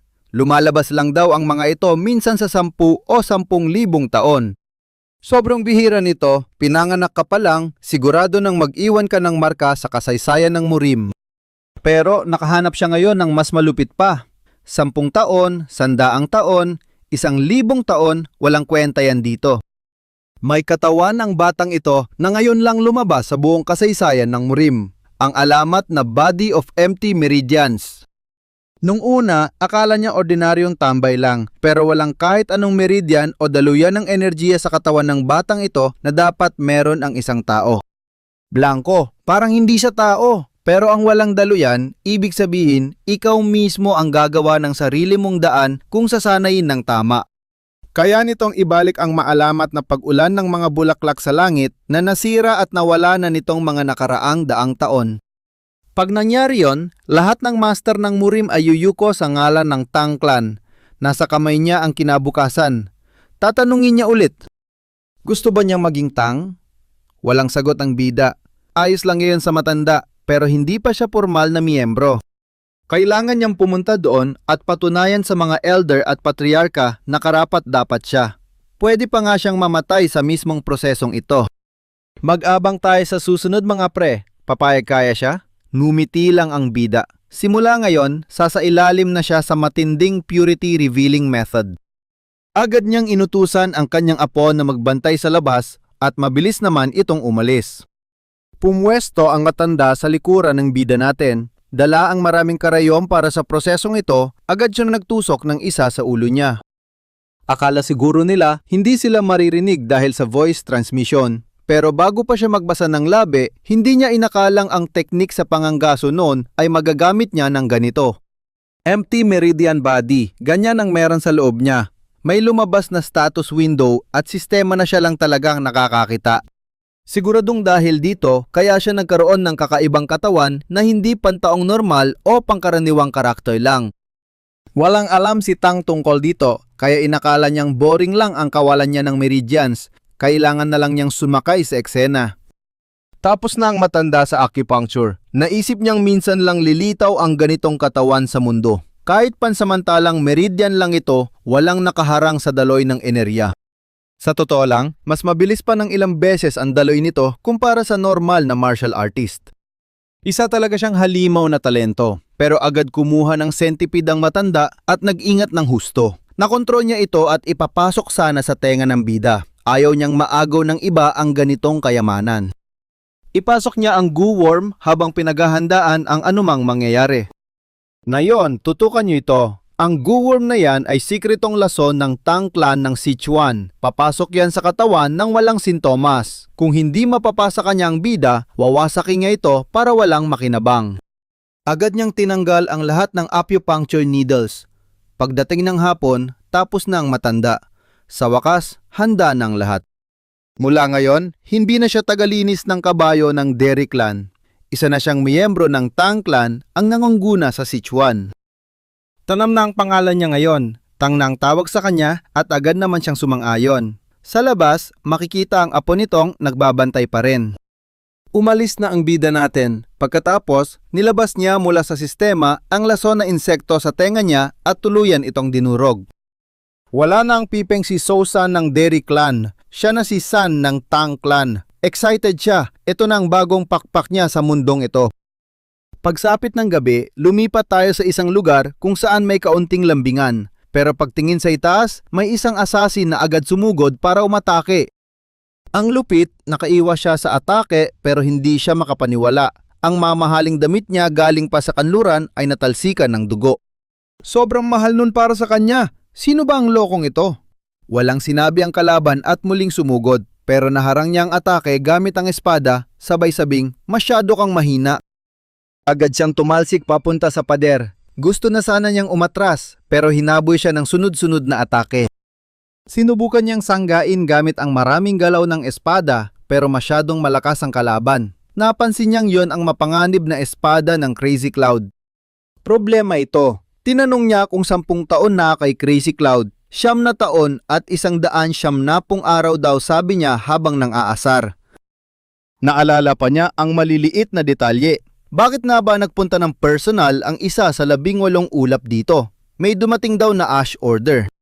Ano ang nilalaman at unang utos? Tanong niya. Ang unang utos ay tungkol sa changing shadow na sa wakas ay mag-uumpisa na. Sa Namgung Clan daw ito magaganap, sa full moon ng buwang ito. Kasal ito ng changing shadow. Pareho tayong gulat. Ilan daw ang papatayin? Lahat, maliban kay changing shadow Namgung. Hey, pag alis niya, sinabihan niya si Poisonous Hand na papunta na siyang Anhui.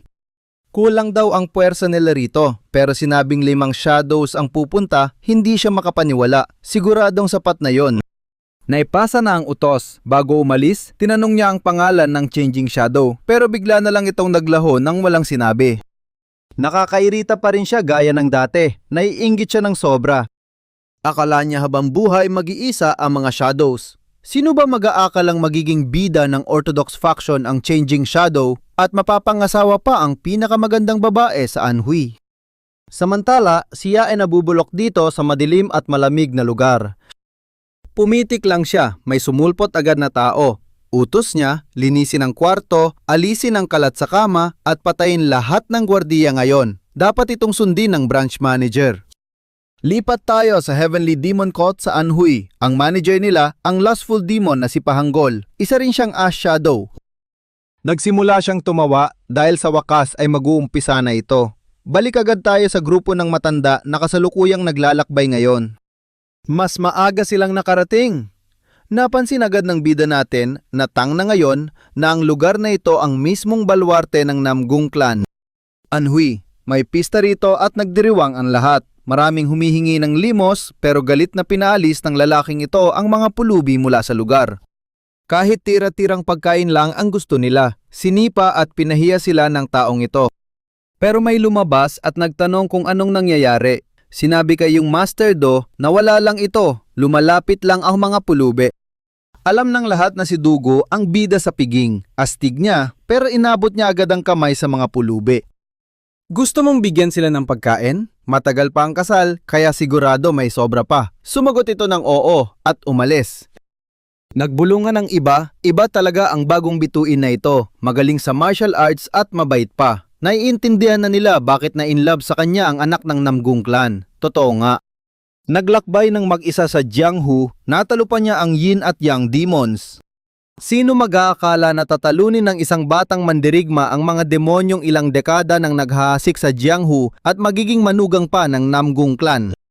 Sabi nila, gamit niya ang Thunderblade Emperor skills mula 300 taon. Natigil sila nang palayasin sila ni Poisonous Hand.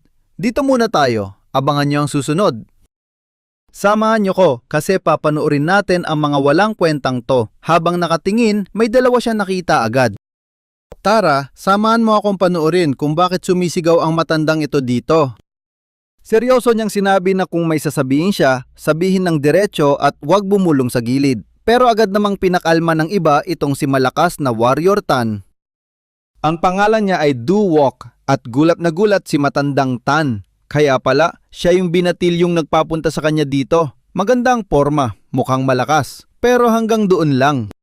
Sayang daw at hindi sila nagkita nun pa. Kasi nakakapanghinayang ang sitwasyon na yon. Hindi niya magets ang ibig sabihin nun, kaya nagtanong siya kung may tao sa loob. Ang sagot, naghihintay daw doon ang patriarch. Itinuro agad ng malakas na Warrior Tan na igiguide daw siya hanggang sa Grand Hall ng Emperor King. Sumunod agad siya habang ang bida natin ay chill lang na nakatingin sa kanila. Nag-warning ang system na may kalaban na mas mataas ng 10 levels ang lumapit sa loob ng 20 meters. Napansin din niyang medyo kakaiba ang distansya kay Tango. Ang malala pa, dire-diretso lang ito sa paggalaw ng walang preno. Sigurado, ang lalaking ito ang bagong high-level enemy. Normal lang naman sa tao ang magkaroon ng konting imbalance sa katawan. Tulad sa mukha, haba ng braso, binti o balikat. Pero ang taong ito, sobrang perpekto. Katulad siya ng klase ng bida natin. Nagtatago sa isang katawan na kaiba sa kanya. Isa rin siyang mabangis na predator. Lumipat tayo sa Nammun Clan sa loob ng Emperor King Hall. Pagdating doon, bumungad ang mga espada ng mga patriarch. Ang tataas ng tingin sa sarili at nagpapatawag pang Emperor King. Pero kapag namatay naman, sa parehong libingan din ang bagsak nila. Gusto sana siyang paghintayin sa labas, pero sabi niya wag na. Wala namang kaso kasi sabi nga niya hinihintay na siya ng Emperor. Pagpasok, nakita agad niya si Uncle Tan na masayang bumati sa kanya pagkalipas ng matagal na panahon. Kasama pala niya si Ain. Ang weird lang makita ang isang patriarch na nagmamadaling tumakbo ng walang porma. Kahit ganun, nakakatuwang makita siya ulit habang tawa lang sila ng tawa. Nakatingin lang yung apo niya sa kanila. Ganito ba talaga ka-close ang lolo niya at ang patriarch? Tapos, napansin ng isang babae si Wamae, yung apo ng matanda. Tiningnan din niya si Yuni na mukhang lalong gumanda ngayon na okay lang din sa kanya kahit medyo nahihiya siya. Tumawa lang yung batang si Do at nagsorry kasi sa sobrang busy hindi siya nakabati ng maayos. Siya si Dojo Wok at ang babae ay si Tanggua. Sabi niya tawagin daw siyang bayaw pero mayaw pa ito kahit tawa sila ng tawa. Sabi naman ni Gu, hindi niya inasahang mauunang ikasal ang mahiyaing si Ji Yuni kaysa sa kanya. Puno ng kuryosidad, tinanong ng babae kung sino yung kasama nila. Nang tanungin siya kung sino ito, sinabi niyang ito pala si Tansan. Kinagagalak daw siyang makilala. Tiningnan niya ito at bumati ng maayos. Plano daw nilang pumunta ng Sojo ngayong gabi kasama si Ji. Gusto ba nilang sumama? Siyempre, papayag talaga si Tan, lalo't nakangiti pa siya. Pagsapit ng gabi, gandang-ganda si Wamae sa paligid. Tapos ipinaliwanag ni Do na sikat ang Sojo dahil sa napakagandang tanawin nito, lalo na tuwing gabi dahil punong-puno ng ilaw. Napakaganda talaga ng refleksyon ng buwan sa ilog. At dahil nag-uusap pa ang mga babae, hinayaan muna sila doon habang silang mga lalaki ay iinom muna ng masarap na alak. Pasimpleng nagmamatyag lang ang bida natin. Sa tingin ng iba, si Dog W ay magiging manugang lang ng Nansun family, pero halatang halata na isa siyang mapanganib na predator na nagbabalat kayo. Pare, pakinggan mo to. Kapag may ganitong kalakas na sangkot, siguradong may malaking pinaplano. Pero kailan at bakit? Mukhang nasabit na naman ang bida natin sa isang malaking gulo. Walang ano-ano, nag-alert ang system na may kalabang 10 levels ang agwat na lumapit sa loob ng 20 meters, pero na-realize niyang hindi pala ito si Dong Hook. Ang sukat ng barko ay halos 25 meters ang haba at 5 meters ang taas, kaya malamang nagtatago ang kalaban doon mismo sa pinakailalim na deck. Tapos, nagsorry bigla itong si Do. Ang hirap daw kasi hanapin ng alak kaya siya natagalan. Pero alam na ng bida natin na may bagong kalaban na dumating bukod kay Doc H. Sabi ni Do, medyo matapang daw ang golden liquor na ito pero super rare nito. At ibibigay niya raw ito ng espesyal para lang kay Tansan. Sumagot naman si Tan na sumasakit ng tiyan niya kanina pa kaya magpapaalam muna siyang umalis saglit. Sabi ni Do, sige lang daw at itanong na lang sa mga boatman kung saan siya pwedeng pumunta. Pero sa totoo lang, sobrang naghihinala na siya sa mga nangyayari. Habang naglalakad ang bida natin, nag-alert na naman ang system na may isang kalabang 10 levels ang higit na pumasok sa 20-meter range. Biglang lumayo ang distansya ng kalaban, nakalalabas lang sa radar, pero mabilis din itong bumaba hanggang sa maging 4, 3, 2, 1 meter na lang palapit sa kanya, na kung isasama mo pa si Do ay nasa 5 meters lang. Sa barkong ito, may 5 kalaban na 10 levels ang taas kaysa sa kanya ngayon din. Kung ang plano lang nila ay kidnapin si Mangunji, matagal na sana nilang ginawa. Dahil hanggang dito lang ang ginagawa nila, ibig sabihin lang ito na ang tunay na target talaga nila ay buong Mangun family. Bawat isa sa kanila ay hindi bababa sa 10 levels ang angat sa kanya. Kahit ikaw mapapaisip kung paano makakaligtas ang pamilya, Mangun dito, di ba? Ang power gap nila ay pwedeng 20 o 30 levels at 4 na ganyan kalalakas ang patagong nakapasok.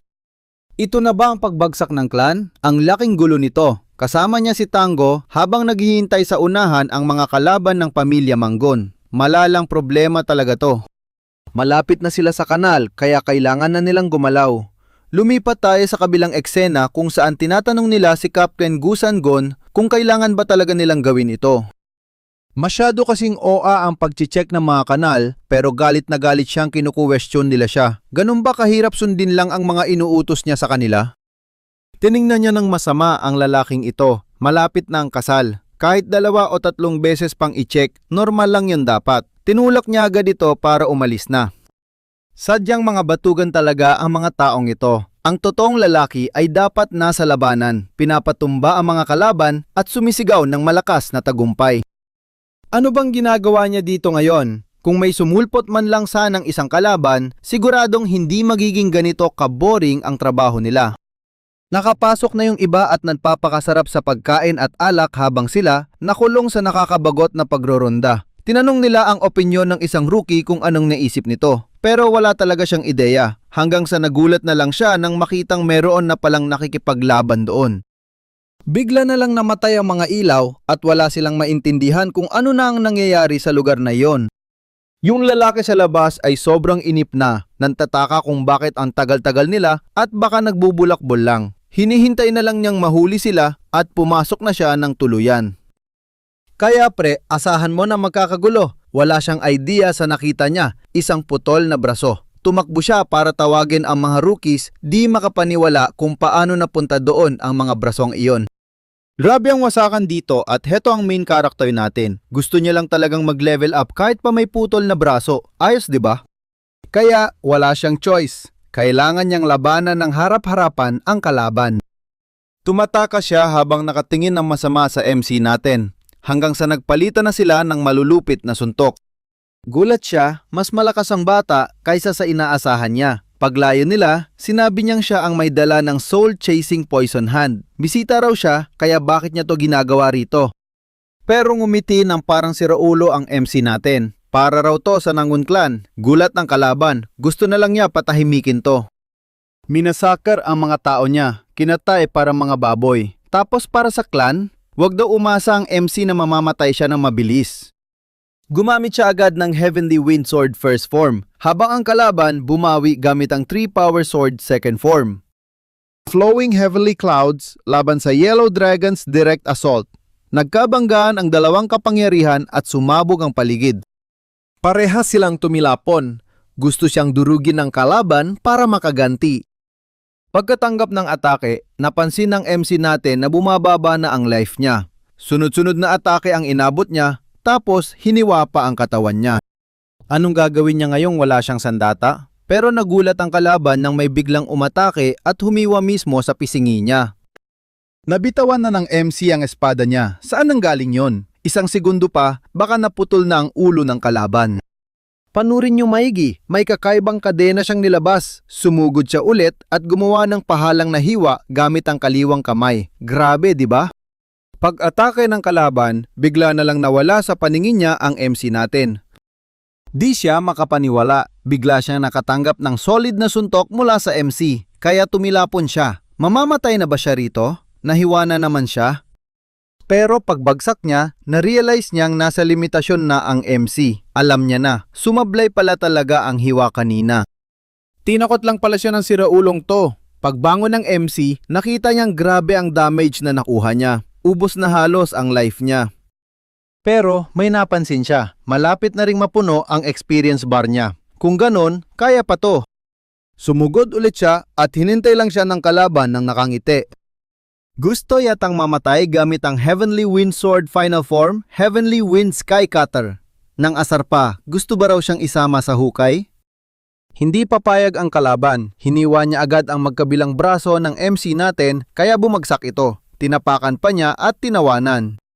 Ang lakas ng loob ng talunan na to na labanan ng general, matigas ang ulo kaya tapusin na ang laro.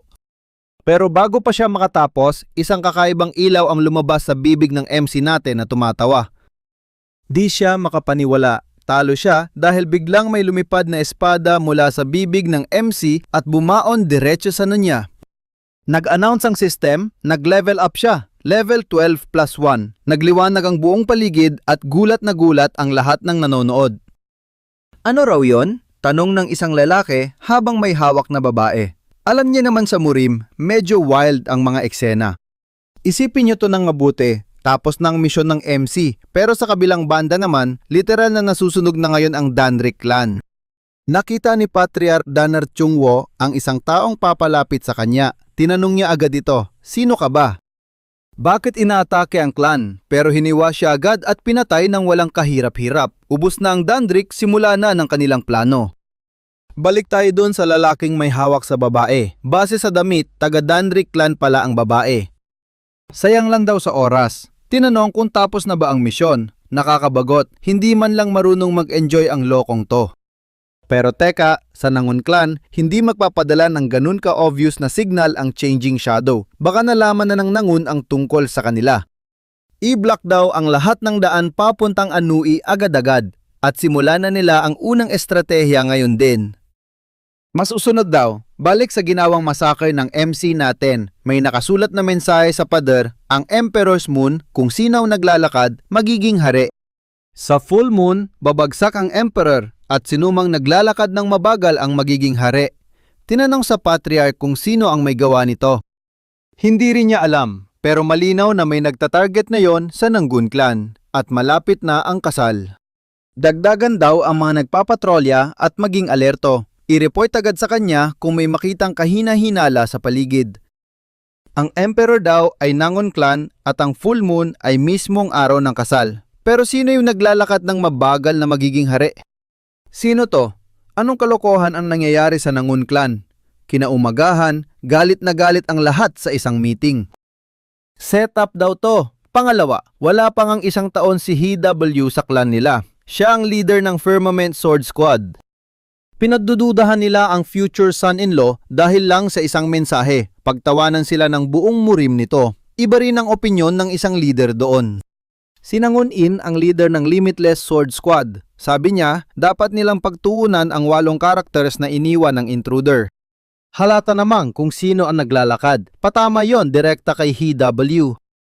Nakapasok ang intruder sa Nangon Clan, pumatay at nag-iwan ng mensahe. Hindi lang pala to simpleng pagpatay o pag-espiya. Ano sa tingin nyo ang susunod? Kaabang-abang to. Nakita nyo ba yung ilaw kagabi? Tara, samahan nyo akong panuurin.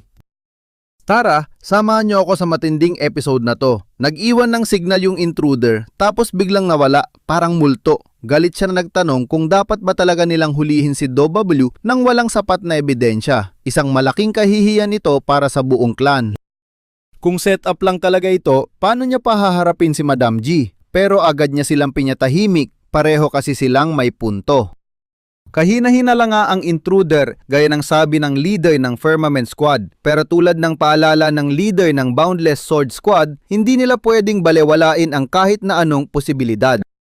Kaya naman kasalukuyang nag-iimbestiga sa sitwasyon ang leader ng Heavenly Thunder Squad at ang leader ng Heavenly Wind Squad.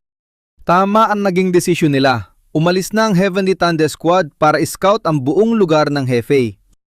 Kung may tao man o grupong nagbabalak pabagsakin sila na yung paparating na full moon, dapat may nararamdaman na silang galaw ngayon. Biglang may dumating para mag-report agad sa Patriarch.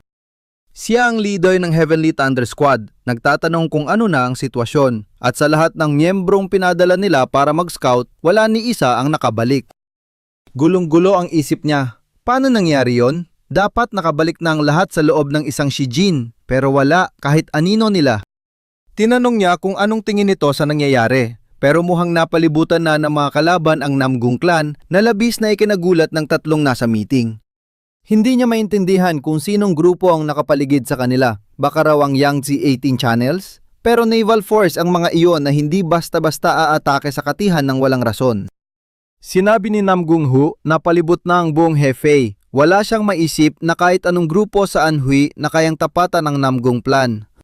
May grupo ba na ganun kalaki ang puwersa? Wala talaga itong sense, pero nilinaw niya na iisang grupo lang sa buong mundo ang pwedeng gumawa nito sa Namgung Clan. Walang iba kundi ang Heavenly Demon Divine Cult.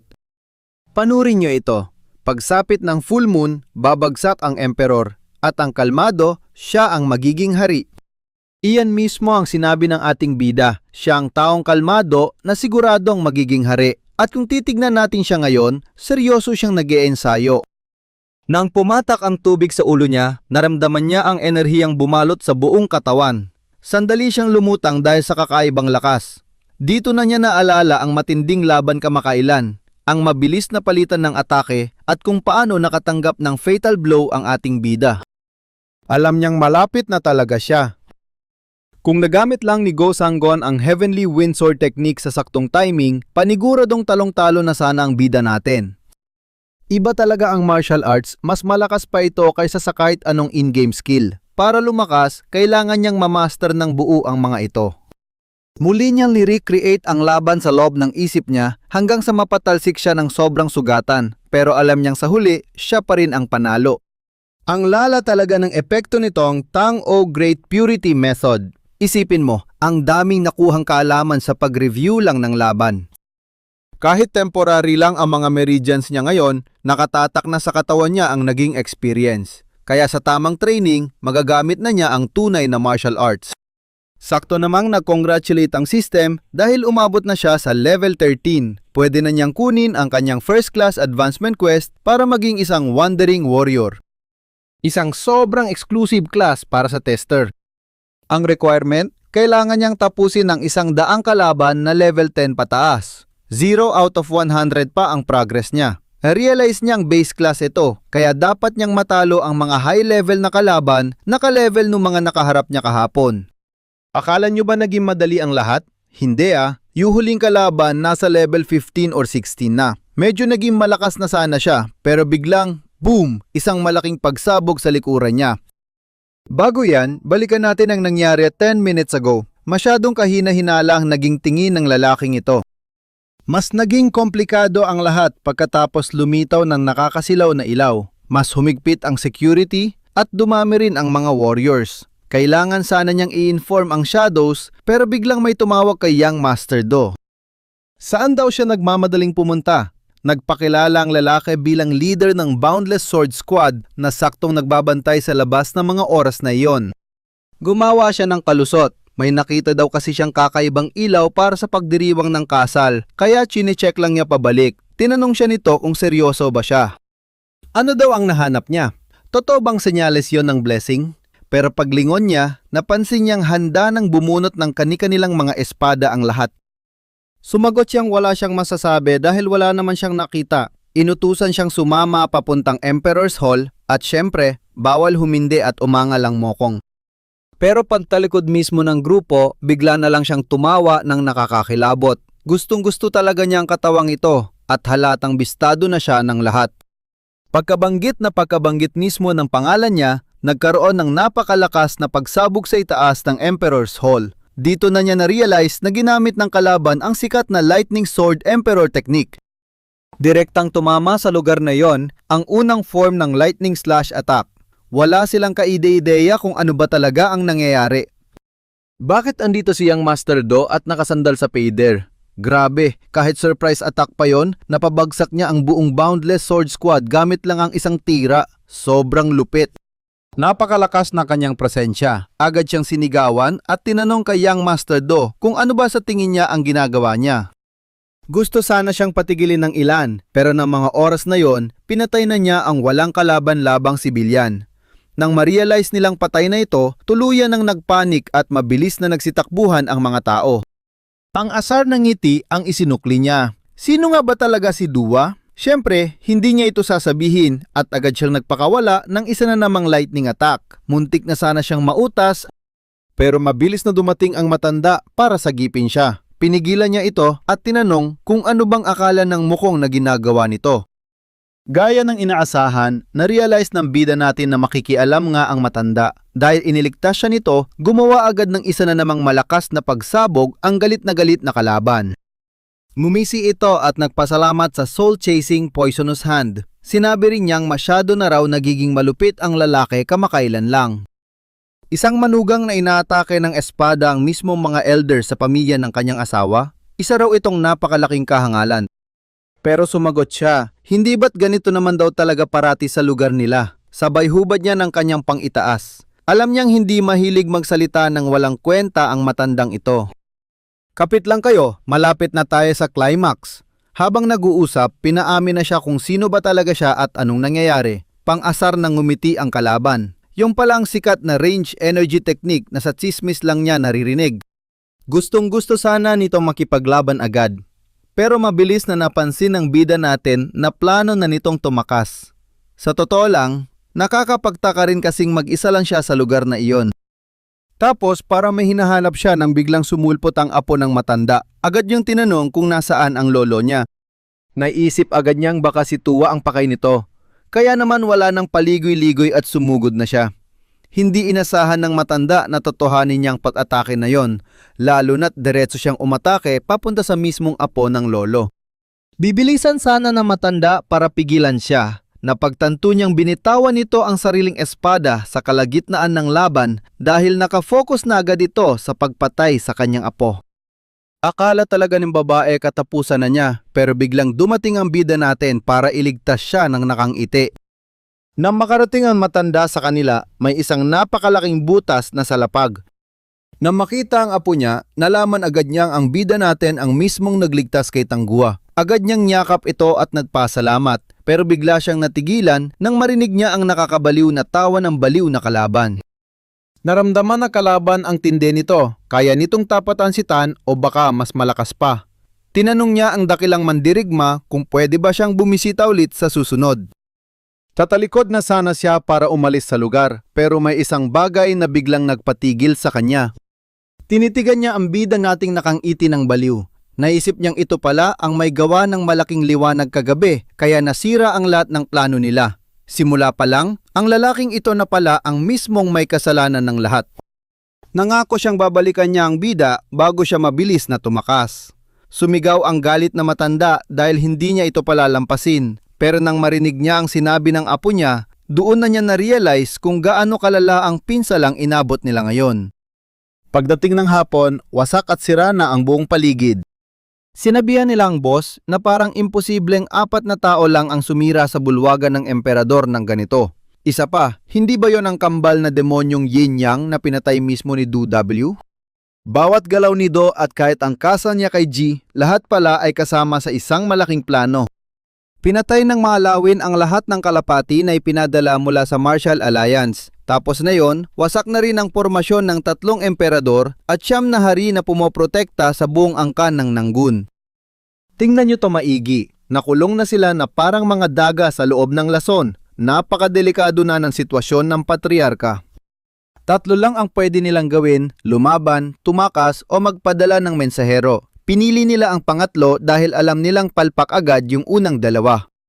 Kailangan ng mensaherong magsasabi sa Martial Alliance tungkol sa sobrang lala ng nangyayari dito para agad silang makapagpadala ng tulong. Kung iisipin ang layo ng Martial Alliance mula dito, aabutin ng wala pang 1 linggo kung bibilisan. Pero bigla na lang siyang tumawa. Hindi naman sa hindi nila naisip yon, pero sino namang makakalusot sa mga kalaban para makarating doon? Sinabi niyang may isang magaling na mandirigmang pwedeng bumuta sa hanay ng mga kalaban. Walang iba kundi si Tito Tangan, kaso kahit siya ay mahihirap pang makalusot mag-isa dahil sa dami ng mga kalaban. Kaya ang plano nila, gagamitin nilang Pain ang daang-daang bisitang desperadong makatakas mula sa mansyon. Lipat agad tayo sa eksena kung saan kinakausap niya ang matandang si Tam. Sinabi niya na ang batang yon ay may bitbit na apelyido ng angkan ng Tan. Ibig sabihin, mapagkakatiwalaan ito, kaya hindi na kailangang magtago at pwede nang magsalita. Pinakiusapan niya ang kanyang tito na isama ang mga bisita patungong Sojo at humingi ng tulong. Binalaan siya ng matanda na maraming mamatay dahil sa sobrang lakas ng mga kalaban. Pero sige, alam niyang mas kabisado niya ang sitwasyon. Kung sasakay sila ng barko mula Sojo hanggang Ilog Yanse, makakakuha sila ng malaking suporta mula sa matibay na puwersa roon. Naihanda na nila ang lahat ng mga barko, pati ng mga bisita ng angkan. Pati ang mga utusan sa may timog na pinto ng tubig. Tinanong niya kung kailan ang alis nila, pero ngayon na mismo ang sagot. Sinabi ng matanda na mag-aayos na sila. Nakiusap siyang isama rin sana nila si G sa pag-alis dahil ayaw niyang makita pa nitong nakikipagpatayan siya laban sa halimaw na yon. Tinanong siya kung iyon lang ba talaga kasi natatakot siyang baka hindi man lang tumagal ang angkan ng 11 araw. Pero sumagot ang matanda kung baliw ba siya para hayaang mangyari iyon. Alam natin pareho na nakakakaba ito. Siya ang poisonous hand, ako ng laban at itataya ang buhay para sa backup. Pagsapit ng gabi, laking pasalamat na nailigtas talaga niya si Tangguan. Hindi niya inasahang mapapakinggan mismo ang malaking plano ng Nanggun clan. Kaso puro butas at delikado ang plano nila. Tiningnan niya ang babaeng walang ideya sa totoong plano ng lolo niya.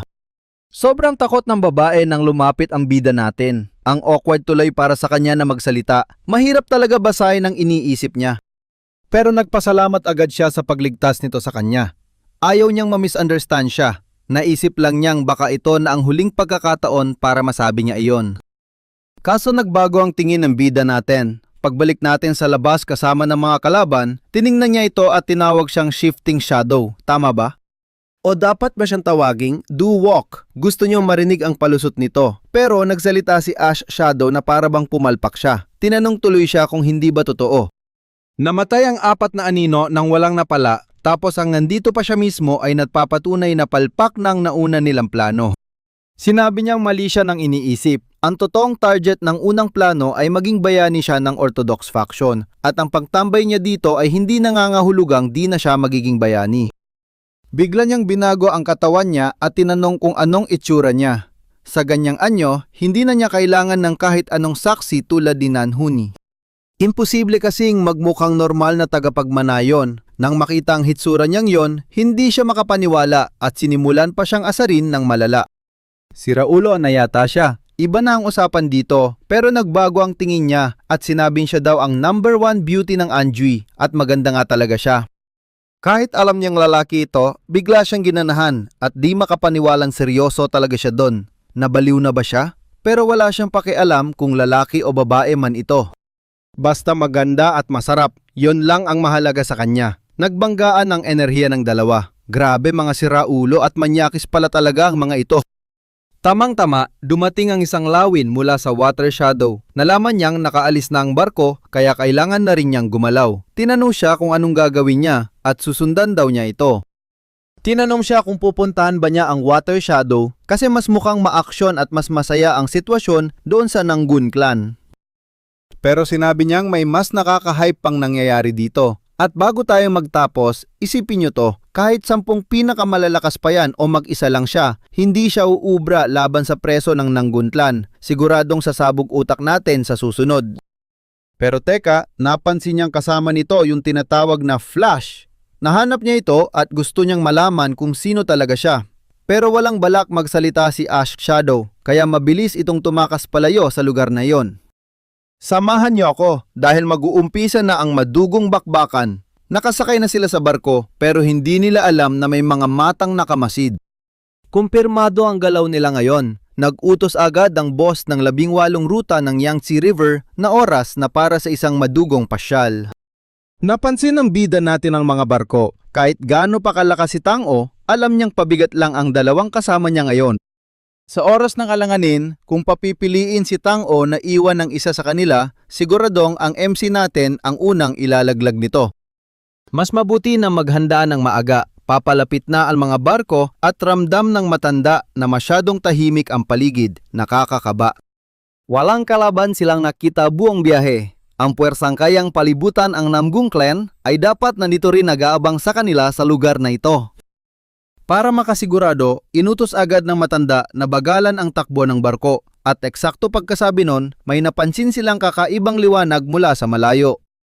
Nakita nila ang mga simbolo, reinforcements daw, kaya tuwang-tuwa sila. Akala nila sinagot na ang tulong na hiningi ng Namgung clan. Ang ingay nila kasi akala nila ligtas na sila dahil dumating ang tropa ng Yangtze, pero agad napansin ng matanda na may mali. Bakit ang daming barko? Parang nakaharang sila sa daan. Walang kalaban kanina, pero ngayon, napakaraming barko ang pumipigil sa kanila. Kinabahan agad ang matanda. Hindi yan reinforcements. Sumigaw siya na kailangan nilang ibalik ang mga barko ngayon din. Huwag kayong kukurap dahil dito na magkakaalaman. Kalaban ng mga yan at kailangan nilang tumakas. Pero ang babaeng nag-aabang ay nag-utos na ng atake. Natakot ang matanda, pero ang MC natin chill lang na tumingin sa itaas. Umulan bigla ng mga nag-aapoy na pana mula sa langit. Ang daming tinamaan, nasugatan at nasunog ng buhay sa paligid nila. Ginamit agad ni Oltang ang kapangyarihan niya para sanggain ang pana habang pinapanood ng MC ang nasusunog na barko. Sumigaw si Tang na kumilos ng mabilis at paatrasin ang barko, pero huli na dahil nasa bingit na sila ng kamatayan. Tinanong ng babae ang lolo niya kung anong gagawin. Napapaligiran sila ng kalaban. Tumingin si Tang sa pampang. Doon sila dapat pumunta kahit mabilis ang pagtakas lang para sa mga natitirang buhay pa. Nang gumangga ang barko, tumalon agad ang babae at nandurog ng mga tao. Gusto niyang ubusin lahat kaya nagsimula ang isang madugong labanan sa nakaligtas. Galit na galit ang matanda at agad na pinatulog ang sarili niyang apo. Hindi nito alam ang rason, pero sinabi niyang kailangan nilang pumunta sa pampang. Sabi ng babae, hindi nito kayang dalhin silang 3, pero sagot ng matanda, 2 lang sila. Paglingon niya, nakita agad niya ang MC natin. Inamin ng matanda na gusto niya ang talento ng MC natin, kaya nagtanim siya ng control seed para gamitin ito para sa kinabukasan ng Tang clan. Pero tumanda na siya at naging malambot din. Napamahal na siya sa sarili niyang puppet kaya hindi niya ito papatayin pero hindi rin ililigtas. Hindi makapaniwala ang babae at agad na sumama palayo kasama ang lolo niya mula sa Tang Clan. Baka hindi kilala ng Tang Clan ang MC natin pero siguradong tatandaan siya ni Poisonous Hand Soul Chaser. Tumalon siya palayo habang nakasunod ng apo niya. Alam niyo na mangyayari kapag naiwan mag-isa ang bida natin, di ba? Walang nakatingin, kaya oras na para mag-umpisa ang masaker. Naglabas agad siya ng espada. Nang aatakihin na sana siya, madali niyang hiniwa ang leeg nito. Uumpisahan na ng bida natin ang madugong handaan. Lipat tayo sa mga kalaban na ayaw magtira ng buhay. Nakita nila ang bida natin at nagtanong kung ayos lang siya at chill na sumagot ito. Balik tayo kay Old Tang na tumatalon. Narealize niya na tinago ng mga aso ng Heavenly Demon Castle ang puwersa nila sa lupa. Saka siya nagpakawala ng matinding atake. Gamit ang skill niya, inubos niya ang lahat ng nakaharang hanggang sa makarating siya sa pampang. Marami ang nakaligtas at sinabihan nilang lahat na magpatuloy lang sa pagtakas nila. Balik tayo sa bida natin sa barko. Puno na ng dugo ang paligid. May Wandering Warrior skill siya. Ang class advancement quest niya ay exclusive para sa mga tester. Kailangan niyang pumatay ng 100 kalaban na level 10 pataas. Ang progress niya ngayon ay 0 out of 100. Tapos nakita niya ang numerong 18. Ibig sabihin, may napatay siya na hindi pasok sa kondisyon. May tumawag sa kanya at pinagsabihang takpan ang kanyang muka. Alam ba daw niya hitsura niya ngayon? Sumang-ayon ang bida natin kaya nagtakip siya ng muka. Ginawa nilang literal na tomato sauce bath ang lugar. Dumating ang second boss ng kuta para alamin kung anong nangyayari ngayon. Sinabi niya na ubos na lahat ng nasa barko, pero si Tang O at ang ibang nakaligtas na eksperto ay nakatakas patungo sa pampang. Kung ganon, kakausapin niya ang boss ng kuta para sa bagong utos. Sinabing okay na daw siya at pumunta tayo agad sa boss. Sinabihan si Shifting Shadow na late na ito. Nakatanggap kasi siya ng mensahe mula kay Ash Shadow na darating ito at nagtaka siya sa ngiti. Maging babae o lalaki man daw ito, walang magbabago, tatandaan niya yon.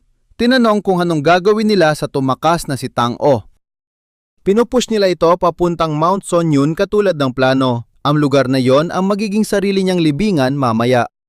Kalating bundok at kalating lambak ang Mount Sonyun. Makokorner siya sa bangin na walang kawala. Umaakyat siya ng mabilis nang hindi alam na dun siya mamamatay. Pinaghanda siya agad dahil aalis na sila maya-maya kasama ng mga natitirang puwersa nila. Isa sa 10 greats laban sa 2 anino, pero baka maging 3. Hindi na mahalaga, mas maganda na iyong nakakasiguro. Napala, tinanong niya kung nakita ba ni Water Shadow iyong lalaking purong itim ang mata. O kaya iyong ekspertong gumagamit ng martial arts na umiilaw. Hindi raw niya nakita. Nakabantay sila sa 4 na direksyon pero nawala ng parang bula. Paano nangyari yon? Dito na tayo mag-iwan kaya babalik kayo ha? Wala raw hindi nadadaan sa madugong laban. Pagdating sa gubat, nakasalubong nila ang sandamakmak na kalaban. Pero gamit ang malupit na skill ni Old Man Tang O, burado agad silang lahat ng walang kahirap-hirap. Hindi man lang sila nakakurap tapos na agad ang laban at burado na sila. Gulat na gulat ang lahat. Na yon, huwag kayong kukurap dahil lalala pa ito. Gusto niyang tuloy-tuloy lang sila. Kaso, sobrang pagod at frustrado na ang buong tropa.